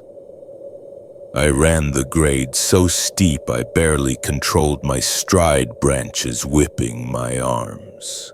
Behind me, footsteps followed, slow, deliberate, charcoal crunching under burned feet. They never quickened, but they never stopped, a patient metronome marking my doom. In Dead Man's Draw, a hollow choked with dead hemlocks, I slashed through vines to clear a patch for my tent. Night sealed the forest, and the air began to breathe, a low, rasping inhale, then a soft exhale, each pulse glowing faintly red like coals stirred on the hillsides. My watch read 92 degrees, impossible in the freezing night. Sweat soaked my clothes, the tense nylon pressing against me like a second skin. The footsteps returned, circling in a widening spiral, skin crackling with every step like ice on a thawing lake. It whispered my name.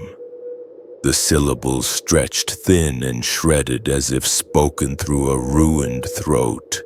The temperature spiked, my water bladder swelling until its seams groaned. I clutched my multi-tool, its metal warm to the touch, and waited, every nerve screaming. Just before dawn, something pressed against the tent directly over my heart, a small, irregular shape, impossibly hot. The nylon sizzled and I jerked away, stuffing my sleeping bag into the corner. The object slid down, thumping to the ground, a faint red glow pulsing through the fabric. I unzipped the door, my hands shaking, and found a child's sneaker, its canvas burned away, rubber warped into a grim smile. Inside, the blackened sole numbers blistered through the char, 1986.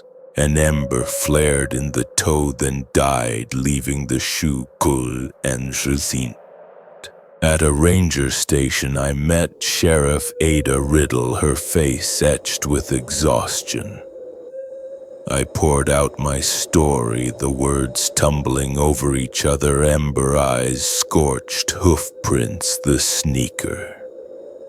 She listened, her eyes narrowing at the mention of 1986. I was 12 that year, she said, her voice low. 3 hikers burned in a cabin off Green Cove Road. No accelerant, no wiring fault, just ash and footprints burned into the floor.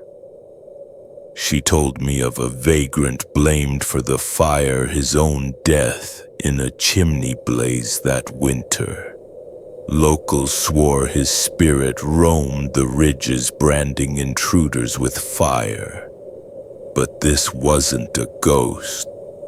Her dash cam flickered on, capturing the moment a shape unfolded in the distance, taller, now its joints glowing white hot. The cruiser's interior spiked in heat, the steering wheel softening under her grip. She bolted out, hurling a fire blanket at the figure, its flames dimming briefly. I tipped a barrel of rainwater across the lane, steam roaring upward, the entity howling like wood exploding in a kiln. When the fog cleared, only a man-shaped smear remained on the asphalt, black and lightless. That buys us time, Ada said, her voice shaking. But we both knew it wasn't over. Years before, a ranger had found a journal in the ashes of that 1986 fire, its pages singed but legible. A hiker wrote of a figure in the woods, its body aflame, following him for days. He'd seen it first at dusk, its eyes like coals, its steps leaving scorched earth. He tried to flee, but the fire grew closer, hotter, until his words trailed into smudged ink. It wants me to burn. The ranger buried the journal, but the story spread a warning, whispered in trail shelters. Ada's eyes met mine, hollow with the certainty that the entity wasn't gone. A gust carried fresh smoke from the ridges, and a radio crackled, new hotspot above Buzzard Rock, a column of fire. My bandages burned, blisters rising in perfect ovals, mirroring the fingerprints left on my tent. A single footstep crunched across charcoal, slow and unhurried, and I knew it was coming for me. The mountains don't forget. Wolf Creek Trail was my escape, but it became my prison, its ridges a furnace where the past burned eternal. I promised Jules 7 days a clearer head, but the fire followed me home. Every night I smell smoke, feel the heat of ember eyes watching from the dark. Some flames never die. They walk, they hunt, and they know my name. I can't outrun them, and the mountains won't let me try. The Appalachian Trail was supposed to clear my mind, but tonight it's a furnace and I'm the kindling waiting to ignite. My name's Evan Mallory, and I'm 7 days into a solo trek, each mile a promise to Jules, my fiancée, that I'd return with better stories and a lighter heart. I signed my name in the trail register at Massey Gap, the frost on the metal box biting my fingers, and scribbled a note for her 7 days, 10 miles a day back, with a clearer head.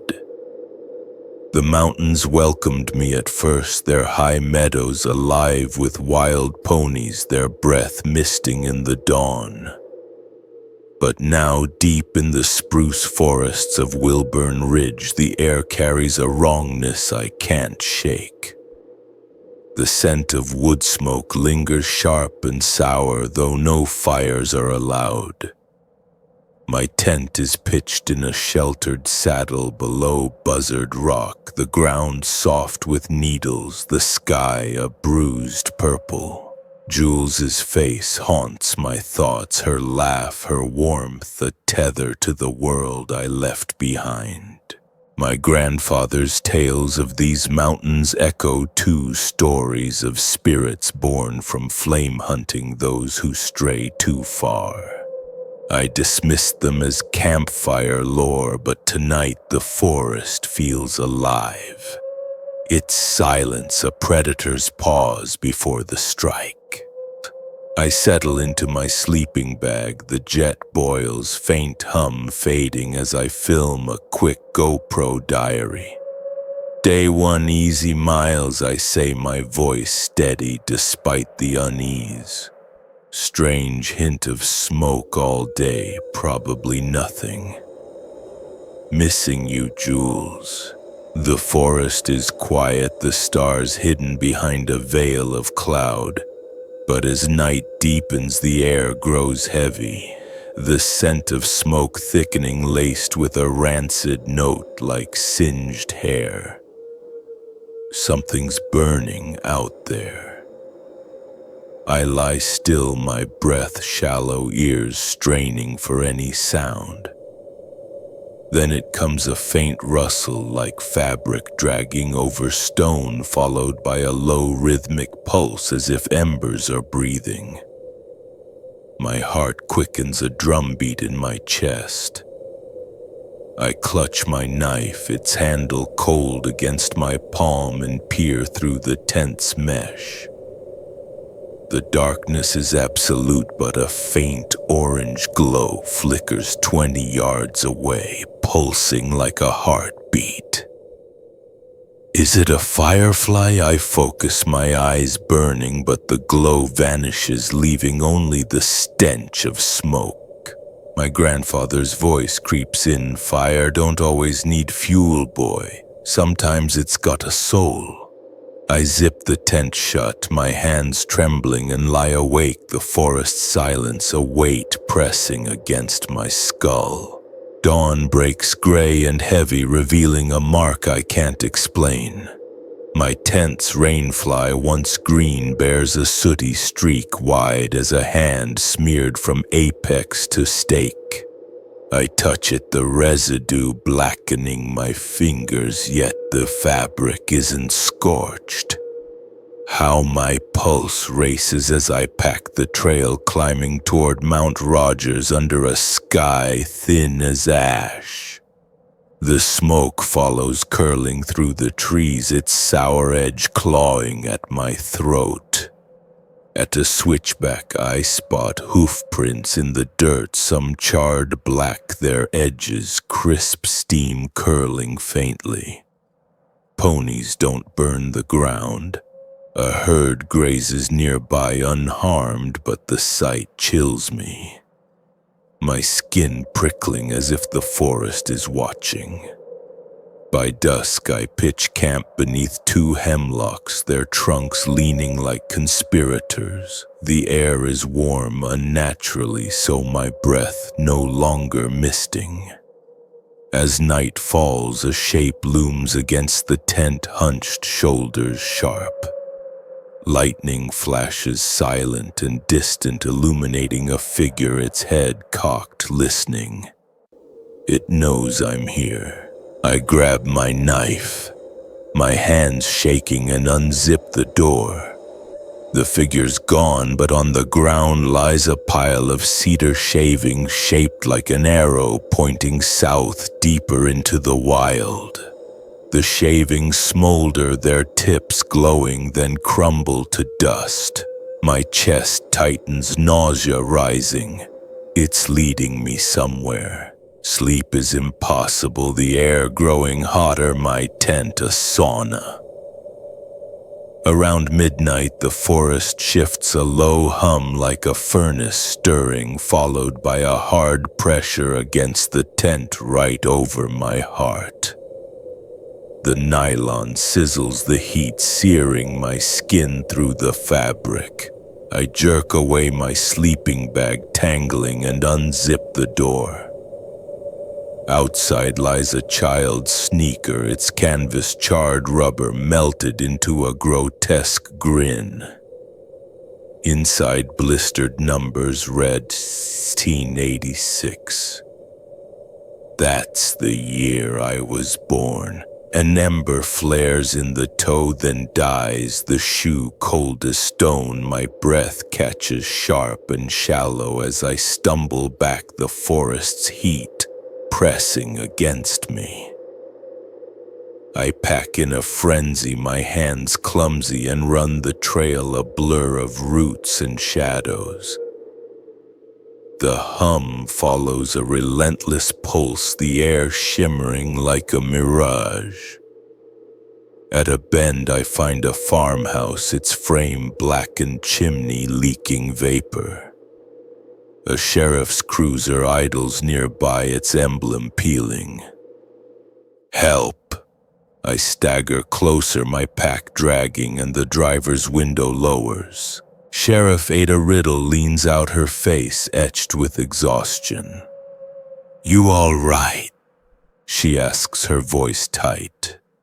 I choke out words, my voice raw. "Something's after me. It's fire and it walks." Ada's eyes narrow, her gaze flicking to the sooty streak on my pack. "Get in," she says, popping the passenger door. The seat burns my palms, the heat unnatural. We roll forward, stopping by a rainwater trough, the cruiser's hood steaming. "House burned 4 nights ago," she says, watching the ruins. "Family inside, no cause found, just combustion." I spill everything, smoke shavings, the sneaker, 1986. Her face pales. "I was 12 that year," she murmurs. 3 hikers burned in a cabin off Green Cove Road.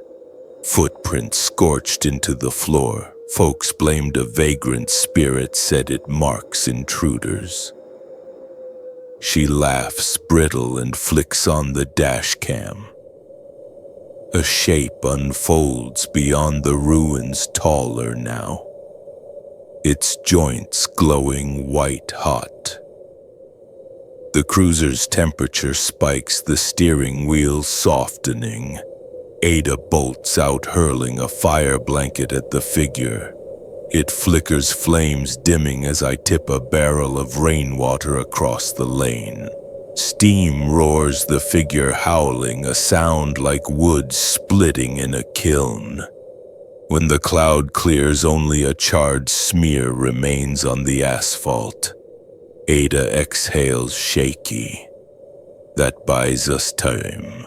We drive to Sparrow Gap Ranger Station, the engine knocking. Rangers swarm radios crackling about flare-ups on the ridge.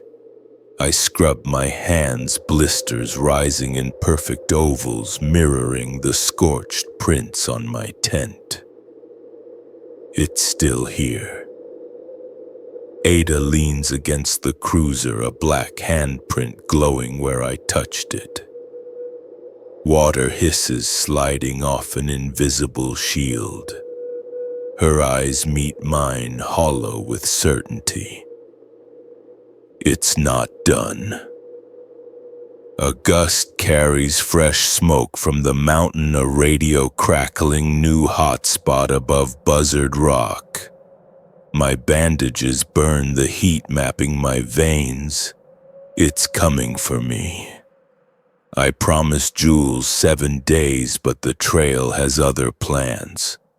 The forest breathes its embers, patient, waiting to claim what's theirs. I feel it, a slow footstep crunching charcoal, taking the long way down to find me. The mountains don't forget, and neither does the fire. I thought the mountains were a place to find peace, to lose myself in their vastness. But on Wolf Creek Trail, I learned some trails don't lead you out. They pull you deeper into a silence that hunts. The first rays of sunrise glinted off the Wolf Creek trailhead sign, a rusted marker half swallowed by vines. My breath caught as I noticed a splintered board nailed across the kiosk, its faded letters barely legible, "Keep quiet after dark." Someone had tried to tear it down, leaving jagged edges like a warning interrupted. I pried it free, slipping it into my pack, telling Jenna it was a souvenir. Truth was, I couldn't stand leaving it behind, as if it might follow me. The air was thick with the scent of wet stones and pine sap, a cold fog curling through the switchbacks, swallowing every sound. Jenna's trekking poles set a steady rhythm beside me. But the forest offered nothing back, no wind, no birds, just a hush that pressed against my skin. We climbed in silence, the damp seeping through my shirt, tightening across my shoulders like a warning. The fog thinned at the first saddle, revealing the trail's muddy spine, and that's when I saw them, boot prints, deep and solitary, size 13 at least. They stretched 50 yards, then veered left, vanishing where the path crossed bare rock.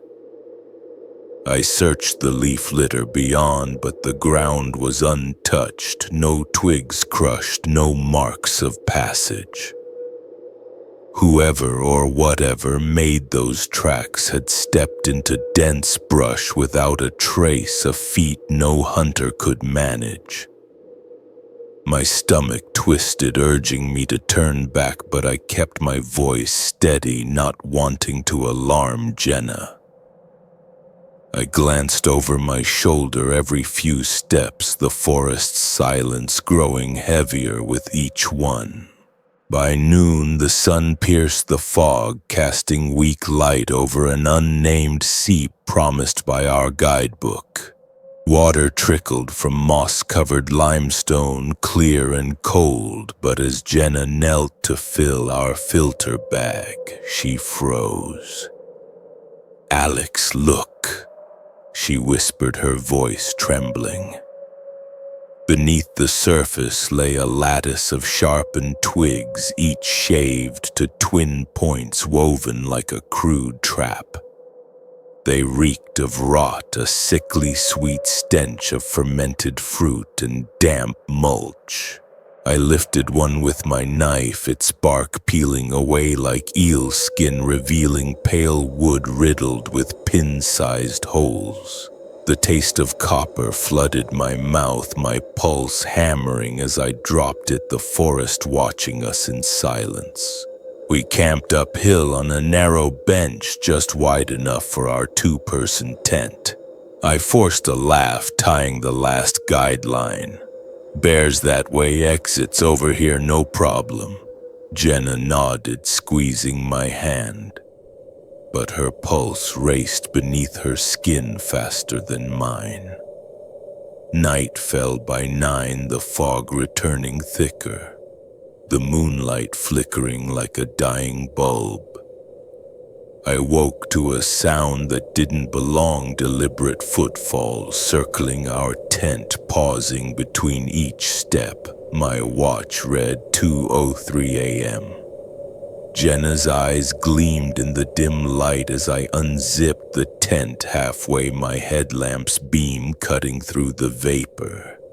3 shapes crouched among the laurels, scarecrow thin, their limbs wrapped in burlap clotted with moss. Their heads turned in unison, faces like river stones, eye sockets dull and empty. I stepped forward, instinct urging me to drive them off, but my voice broke.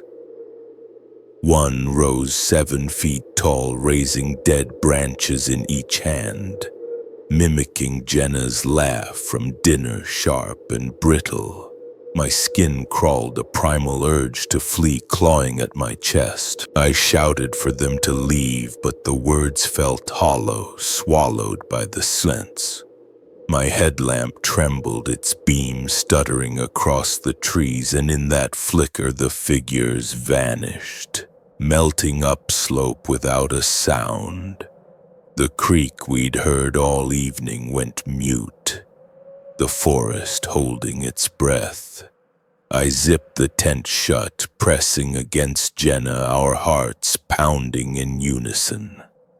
We sat like that until dawn, the fog turning silver heavy with dew. Outside, the ground was pocked with prints, narrow, bare, each foot bearing 6 toes tipped with claw-like points. They formed a perfect circle around the tent, toes inward, as if the figures had stood watching us all night. Jenna's voice was barely a whisper. "We're leaving now." I nodded, my throat too tight to speak, the splintered board shifting in my pack like a weight I couldn't shed. We hiked out without breakfast, the forest echoing only our footsteps.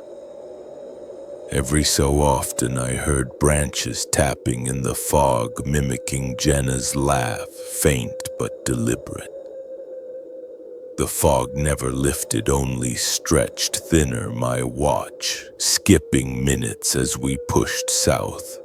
The pack straps dug into my collarbones, but I refused to stop. The trail's silence broken only by birds singing high in the canopy, too wary to land below. When I paused to sip water, the woods went still, resuming only when I moved, like a performance staged for us alone. Near Chestnut Knob, the forest floor reeked of wet pennies, a sour metallic scent that clung to my throat. Along a mossy cut-bank, pine trunk stood stripped of bark, the strips carved into human shapes and nailed head-high, facing a cliff wall as if watching it. The nails wept rust, but when I touched it, my fingers came away clean. The red was in the wood, dark as dried blood. Jenna's breath quickened, her eyes wide, and I guided her forward, promising a service road beyond the next ridge, though I no longer believed it. By afternoon, we found a sliver of ground against a shale cliff, a natural fortress with one narrow entrance. We pitched the tent doors out, rainfly low. I loaded both pistols, placing them within reach, while Jenna strung paracord across the entrance, hanging my titanium mug to sound if anything crossed. Sunset thickened the clouds, day and night blurring into slate.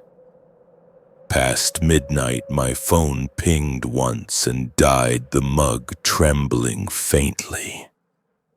Something crouched outside, breathing slow, deliberate, like a diver conserving air. The paracord twanged as if traced by fingertips, then my voice spoke inches from the nylon. "Why'd you bring the gun?" It was my tone, my hitch on gun, but cold, lifeless. It repeated in Jenna's voice, fragile and breaking. She clamped a hand over her mouth, her heartbeat pounding through her wrist. "We're armed," I said, voice steady. "Step away now or I'll shoot." The forest exhaled, every sound dying, footsteps retreating in measured paces, fading into silence. Dawn crept through the fly, colorless and heavy. The paracord was gone, the stake untouched. My mug lay on its side, threaded with a braided loop, our bootlaces sliced from our boots while we slept, woven into a hangman's noose. A gray clay fingerprint smeared the tent zipper, glittering with bone-like grit. Jenna's face drained of color, her eyes locked on the noose. We broke camp in minutes, the clouds tilting overhead.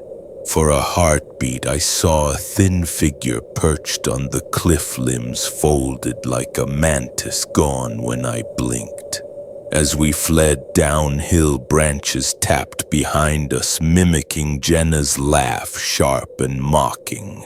The trail grew slick, the air tasting of night despite the morning hour. My GPS flickered mileage, ticking backward, erasing our progress. On a grassy rise, a silhouette waited, tall, too thin, draped in something that moved without wind. Its head tilted, then it raised an arm, pointing downhill, herding us. "It's guiding us," Jenna whispered, her voice trembling. We cut left, racing down a faint trail. A digital pulse broke the silence. A black Bluetooth speaker wedged in a maple knot, blinking red, echoing our footsteps 3 seconds late. I smashed it with a rock, and a low whistle erupted, vibrating through my ribs, birds dropping stunned from the tree. The trail led to Dead Oaks Hollow, a drainage choked with limestone and leaves. Jenna's boot sank the ground, opening into a sinkhole 15 feet wide, twice as deep. Its floor was a graveyard, deer jaws, mountain lion skulls, human teeth glinting like seashells, a fresh pair of incisors with pink roots. Voices chanted above, monotone reading coordinates 13, 12, 11. Pale figures ringed the rim, crouched low, wrists dangling past their knees, rocking in unison. Lightning tore the sky, their bark-like capes snapping as they rose, arms spread. A limestone slab crashed, forming a ramp. I shoved Jenna up, scrambling behind bare feet, slapping the stone in pursuit. Thunder blinded us, but we sprinted, branches clawing our packs, the watcher's steps pounding behind. We burst onto a service road, a hunter's truck idling its driver, staring wide-eyed. I waved pistol in hand as Jenna collapsed by the bumper, sobbing. Gravel dust rose, but nothing emerged from the trees. Ranger Hal Teague arrived in a green pickup, listening in silence as I spilled the story. "You crossed Dead Oaks Hollow?" he asked, voice soft. "Locals called them Ridge Watchers. They hunt noise after dark." He handed me coffee, its handle looped with my bootlace, though I'd replaced it with paracord. 3 weeks later in Richmond, a padded envelope arrived, no address. Just the splintered board and a micro SD card labeled 2:03 a.m. My voice played cold and flawless. "Why'd you bring the gun?" 13 times each, followed by a wet exhale then. Jenna's laugh tapped out by branches. I locked the board in the attic, but some nights I hear that whistle low and threading through the rafters, waiting. The Appalachian forest was meant to be our escape. But tonight it's a hunter and we're the ones being tracked. My phone buzzed at 2:04 a.m. A single line from Drew, "You still hike?" 8 months of silence. No calls, no texts, not even a meme, and now this, a jolt from a friendship I thought had faded. We were inseparable once, tearing through the backwoods of Asheville, our laughter echoing off the ridges. Drew was the reckless one, always pushing us into trouble, but his grin made it worth it. Now, staring at the screen, my chest tightens with a mix of nostalgia and unease. "Why now?" I type back, "Yeah, why?" and his reply is instant, a plan to hike a remote stretch of the Appalachian Trail near the Tennessee-North Carolina border. 4 days, no service, just us in the wild. I hesitate, my thumb hovering, but the pull of old times wins. 3 days later, we meet in Asheville, and Drew looks like a ghost, pale, gaunt eyes shadowed like he hasn't slept in weeks. "Just need to clear my head," he says, shrugging off my concern. Something's eating him alive. We park his rusted Tacoma at an unmarked trailhead, the air heavy with moss and damp earth, and step into the forest, the trees swallowing us whole. Our first day is a blur of laughter and memories, the trail a narrow ribbon of dirt winding through oaks and rhododendrons. The scent of pine clings to my clothes, the ground soft under my boots. Drew seems like himself again, cracking jokes about our high school misadventures, but his eyes dart to the shadows lingering too long. He's hiding something. By dusk, we set camp in a shallow basin beside a dry creek bed, the sky a tapestry of stars. We cook ramen on my jet boil, the steam curling in the cool air, and pass a flask of whiskey, its burn grounding us. Around midnight, the forest changes. The hum of insects, the rustle of squirrels, the distant flap of wings all vanish as if someone flipped a switch. The silence is a blade, sharp and cold. My heart quickens a steady thump in my chest. Drew sits up, his face taut, eyes fixed on the tree line. "You feel that?" he asks, his voice low. I nod, my skin prickling, and we listen, frozen. Then it comes, a low grinding sound like a sack of stones dragged through mud, circling just beyond the fire's glow. It's out there watching. I grip my hatchet, its handle slick with sweat, and Drew's hand hovers over his knife. The sound pauses, then resumes, deliberate, as if testing our nerve. It knows we're here. Morning breaks the forest alive again. Birds calling, leaves stirring.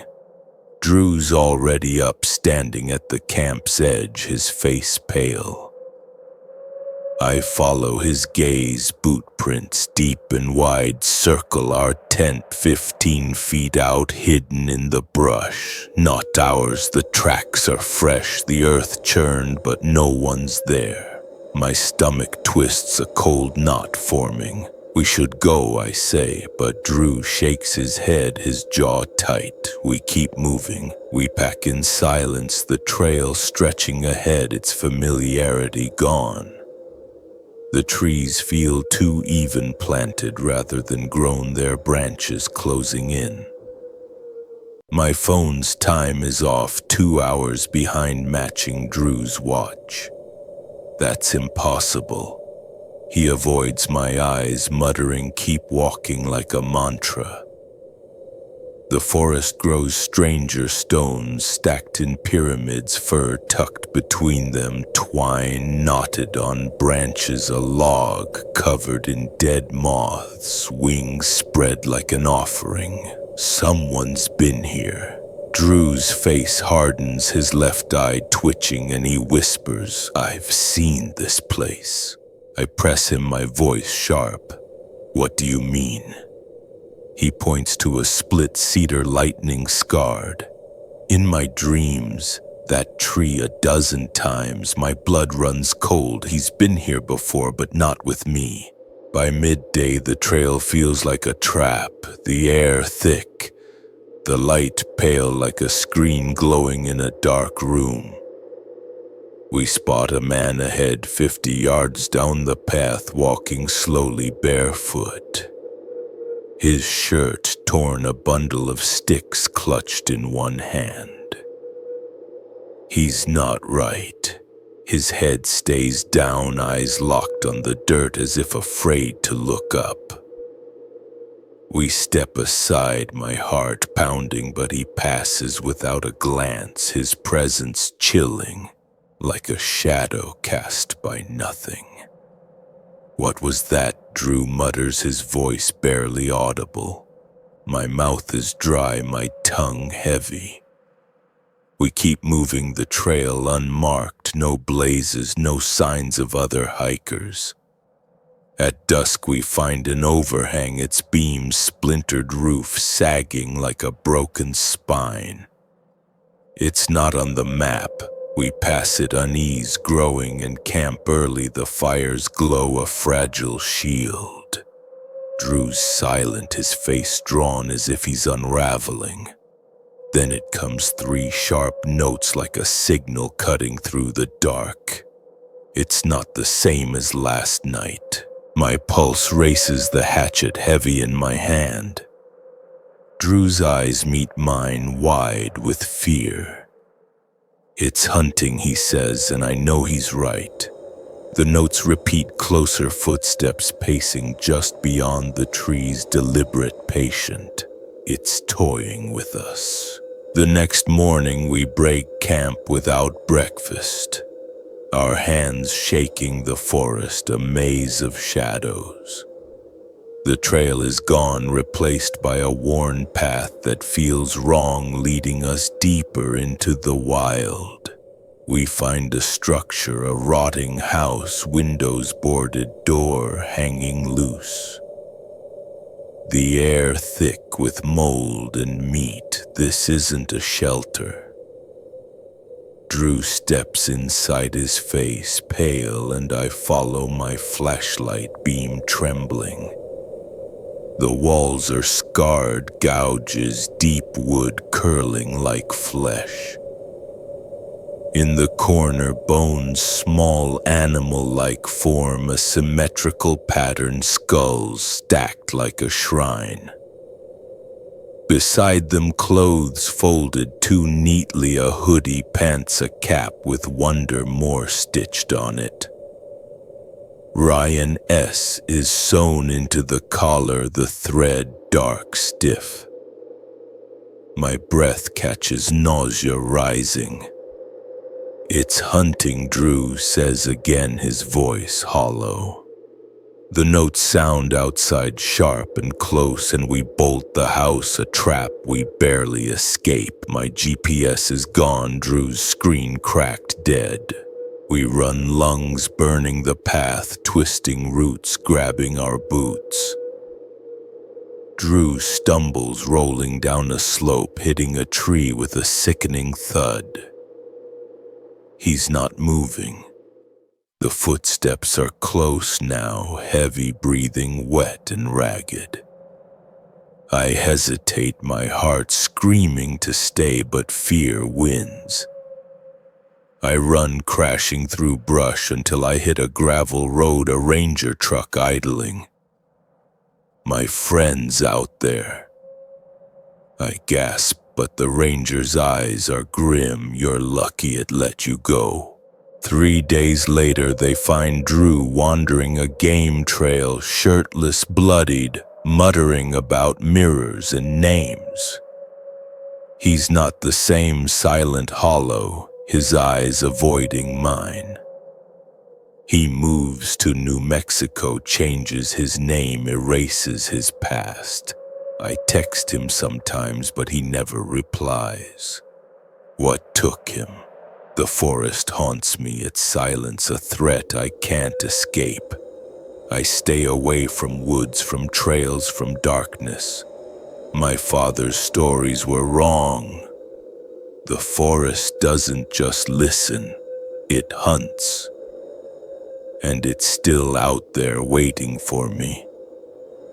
I wake some nights, heart pounding, sure I hear those notes, my voice calling from the trees. Drew's sacrifice saved me, but at what cost? The trail claimed him, and I know it's not done with me. The Georgia mountains promise solitude, but tonight they're a mirror reflecting something that isn't me. I've never believed in ghosts or curses, not like my family did with their whispered tales of spirits lurking in the Blue Ridge Hills. My father used to say the forest listens, but I laughed, too practical to heed his warnings. Now driving down a gravel road past Blue Ridge, my skepticism feels like a flimsy shield. I'm here to see Everett, an old family friend, to finalize his will. His cabin sits deep in the woods, 1.5 miles from the nearest trailhead, isolated by choice. The air grows heavy as I park, the scent of damp stones seeping through the car windows. Everett's place is a relic, sagging porch windows patched with newspaper duct tape crisscrossing the glass like scars.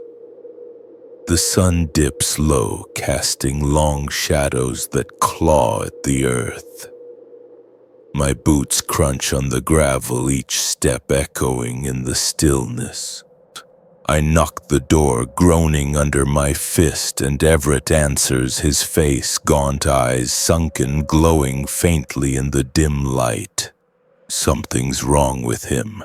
He grips my arm, his nails biting my skin, and his voice is a rasp. "If the woods go quiet, stop. Don't talk. Don't run. Don't turn around." Inside the cabin feels like a tomb. The air thick with the smell of sage and mold. Everett's fridge is unplugged, mirrors draped with cloth, bundles of sea hanging above every door. He's barricaded himself against something. He hasn't eaten, his hands trembling as he shuffles papers for the will. "The wood's been loud lately," he mutters, then too quiet. I try to laugh to ease the tension, but his eyes lock on mine, unblinking. They don't like to be watched. My stomach twists, his words a weight I can't shake. I stand to leave, eager for the trail and fresh air, but Everett blocks the door, his body frail but insistent. "Stay till dawn," he pleads. "It's safer." I brush it off, citing the short hike, but he presses a cloth pouch into my hand, tied with red twine. "Saltbone's teeth," he says. "Stuff it hates." I pocket it, humoring him, and step into the dusk, his silhouette lingering on the porch, eyes fixed on the tree line. What's he afraid of? The trail stretches ahead, a narrow path winding through pines, the last light bleeding through the branches. My earbuds hum softly, a distraction from the unease curling in my chest. The forest shifts as I walk, the air growing still, the chirp of crickets fading to nothing. The silence is alive. I pull out an earbud, my breath loud in the void, my pulse a drum in my ears. The trail feels familiar, roots twisting underfoot, moss clinging to rocks, but the quiet is wrong, a suffocating blanket. My father's words echo. The forest listens.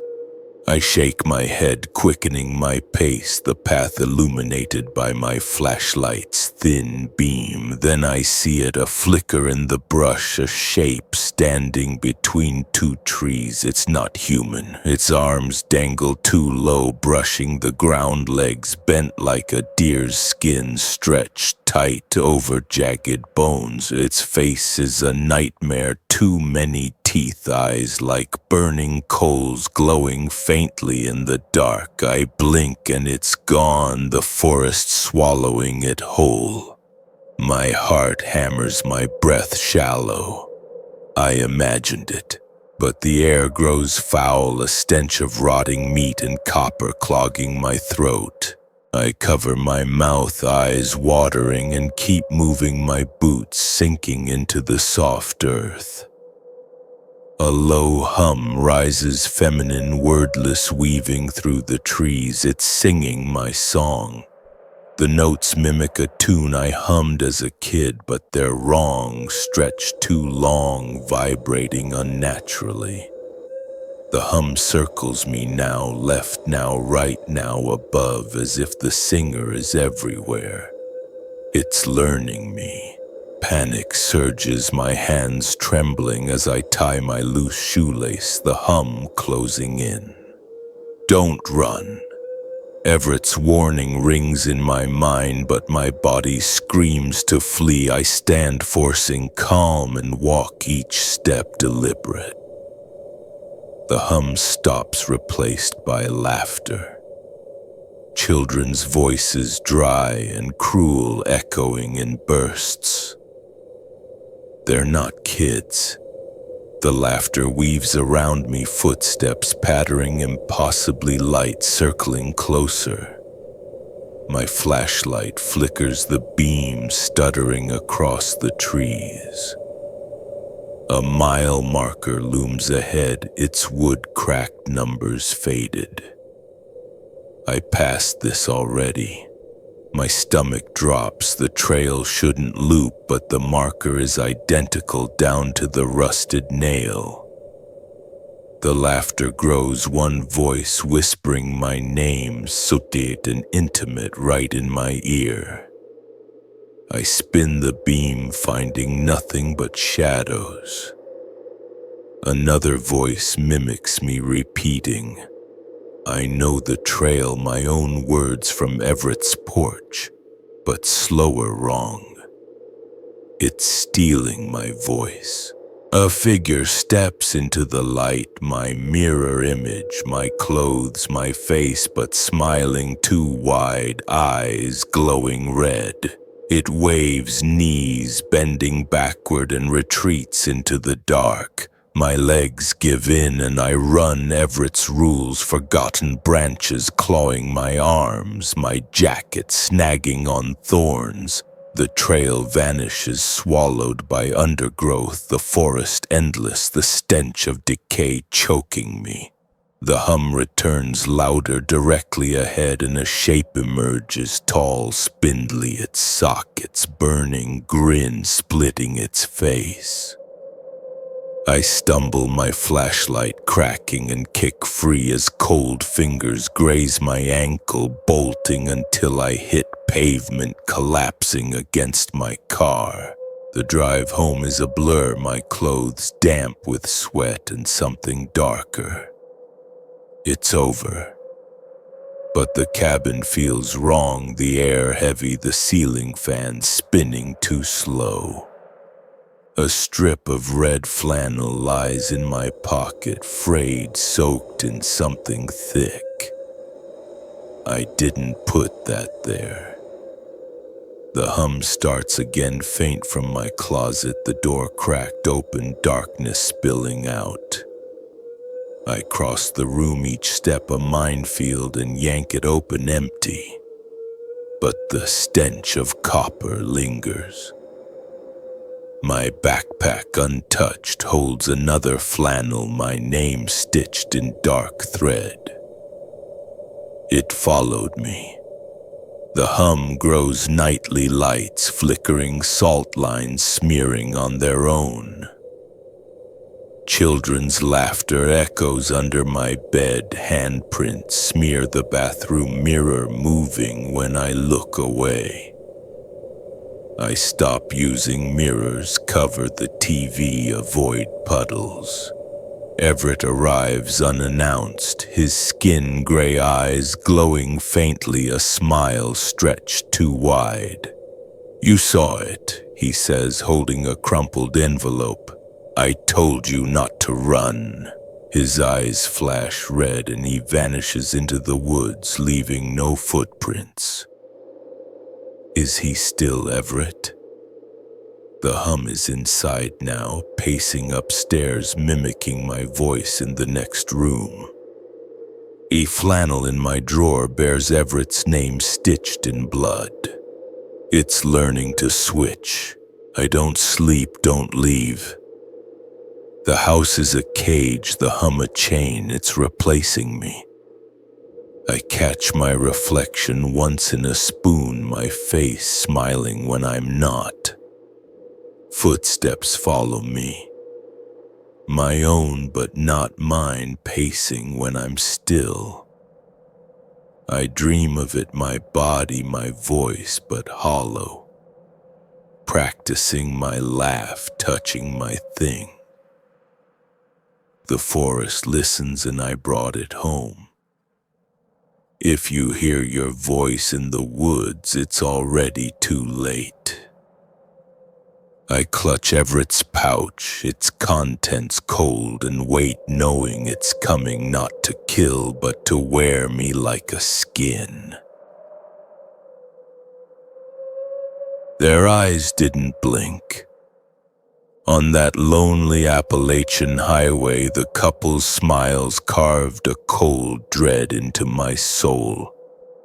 Their voices luring me toward a road that swallowed lives. I escaped, but their faces still watch from the shadows, waiting to call me back. The Appalachian highway stretched like a black vein through the mountains, its curves lit only by my sedan's headlights. I'd spent the weekend at my sister's chasing after Emma and Mason, my 6- and 8-year-old whirlwinds, their laughter a balm for my tired heart. Now trapped in the back seat, their bickering was a knife in my temple. "Stop touching me." Mason's voice pierced the air sharp enough to make me wince. "I'm not." Emma snapped, her arms crossed. My patience frayed, my knuckles white on the wheel. I needed a break. I signaled, pulling onto the gravel shoulder, the tires crunching in the dusk. The forest loomed on both sides, pines towering like silent judges, their branches swallowing the last light. I turned, fixing my kids with a glare. "Enough." No screens for a week if you don't stop." They fell silent, their faces pale in the dim interior, but the quiet wasn't peace, it was heavy like the air before a storm. Something felt wrong. My eyes flicked to the rearview mirror, catching a faint glow weaving through the dark. Headlights, slow and deliberate, growing closer. My pulse quickened, a primal instinct stirring in my chest. The car, an old sedan, its blue paint peeling, stopped beside us, its engine idling with a low, uneven hum. The passenger window rolled down, revealing a woman, her face pale under the dash's green glow. Her smile was wide, too wide, her lips stretched like they didn't fit her face. "Evening," she said, her voice bright but hollow, like a recording played too many times. "There's a bad wreck up ahead over the hill." Traffic stopped. Her eyes were empty black pools that didn't reflect the light. Beside her, a man stared straight ahead, his thin lips parted, his hands frozen on the wheel. He didn't move. My throat tightened, the air in my car growing thick with the scent of damp earth and something sour like spoiled milk. "Thanks," I managed, my voice unsteady. The woman's smile sharpened. "There's a road up here," she said, pointing to the forest, her finger bony and unnaturally long. "It'll take you around. Faster way home." Her words felt like a command. I nodded, my hands trembling, and she leaned back, her eyes never leaving mine. They pulled away, gravel shifting under their tires, their taillights fading into the dark. Emma's voice was small. "Mommy, those people were weird." I forced a smile, my heart pounding. "Just helpful, sweetie." I eased back onto the highway, the mountains closing in their ridges black against a starless sky. The detour appeared a narrow, unpaved road diving into the forest, its entrance a maw of shadow. My gut twisted, but I slowed, peering into the dark. There they were. The sedan sat half hidden among blackened trees, its doors open, the couple standing beside it. They didn't move, their faces turned toward the forest, eyes locked on something unseen. They didn't see me. My breath caught my foot, slamming the gas. The sedan blurred past the kids, silent, their fear a weight in the air. The road curved, the forest swallowing us, its branches scraping the car like fingers. The scent of rot seeped through the vents, thick and coppery, clogging my lungs. I checked the rearview mirror, expecting their headlights, but the road was empty, the darkness absolute. We weren't alone. I drove faster, the engine straining my hands, slick with sweat.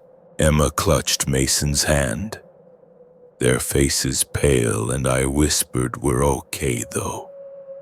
I didn't believe it. The highway opened up, the forest receding, and I exhaled, my chest aching. But the couple's faces lingered, their smiles etched in my mind. That night, sleep was a stranger. I tucked Emma and Mason in, their small bodies warm against me. But their eyes were wide, haunted. My bedroom was too quiet, the air heavy with the memory of that road. Their eyes didn't blink. I closed my curtains, the fabric thin against the dark, and checked the locks twice. Every shadow was their shape, every creak their voice. I dreamed of the road, its gravel bleeding red, their faces looming in the trees, whispering my name. Morning brought no relief. I dropped the kids at school, kissing them too long, my hands trembling. I had to know. The highway called me back, its pull stronger than fear. I drove alone, the mountains watching their peaks jagged under a gray sky. My pulse raced as the detour came into view, a rusted dead-end sign leaning from the brush. It hadn't been there last night. I parked the gravel soft under my tires and stepped out, the air cold and sharp, smelling of wet leaves and iron. The forest was silent, not a bird or breeze, just a void that pressed against my ears. I followed the road, my boots sinking into mud, the trees closing in like a tunnel. Distant tire marks scarred the gravel beside them. Footprints bare too long, their toes curved like claws. They led to the tree line and stopped as if their owners had dissolved. Something had passed through. Broken branches hung at odd angles, bark torn fresh, and a faint odor curled up, rot blood and something darker like burned bone. My stomach churned, my eyes catching glints in the leaves, shattered glass, twisted metal, half-buried whispering of violence. This wasn't a road, it was a grave. I stumbled back, my breath ragged, and froze. They were there, deep in the forest, barely visible through twisted trunks. The couple stood motionless, their pale faces turned toward me. Their eyes gleamed dull and lifeless like marbles in a skull. A whisper drifted out low and rasping, not English, but something older, crawling over my skin like ice. They wanted me to follow. I turned, my legs numb, and ran the gravel slipping under my boots. Their gaze burned my back, their voices weaving through the trees, urging me deeper. I reached my car, slamming the door, the engine roaring to life. As I peeled away, the rearview mirror showed them closer now at the road's edge, still watching, still smiling. Years ago, a trucker at a diner told my sister a story, his hands shaking around his coffee. A family stopped on that highway, lured by a couple promising a shortcut. They followed the road their car found days later, doors open, seats stained red. The couple was seen again, always at dusk, always smiling, always pointing to the forest. They weren't people. The trucker swore he'd seen them, their faces in his mirror, their voices in his dreams. I'd laughed then, but now his words were a weight in my chest. Had I almost followed 15 years later, the memory is a splinter I can't pull. Emma and Mason are grown, but they don't drive that highway, their eyes haunted when I mention it. I avoid mirrors, afraid of their faces staring back. At night I hear whispers, faint and guttural, calling me to the road. They're still waiting. The mountains hold their secret, a trap woven into the earth, and I know deep in my bones that one day I'll see them again, smiling, pointing to the dark.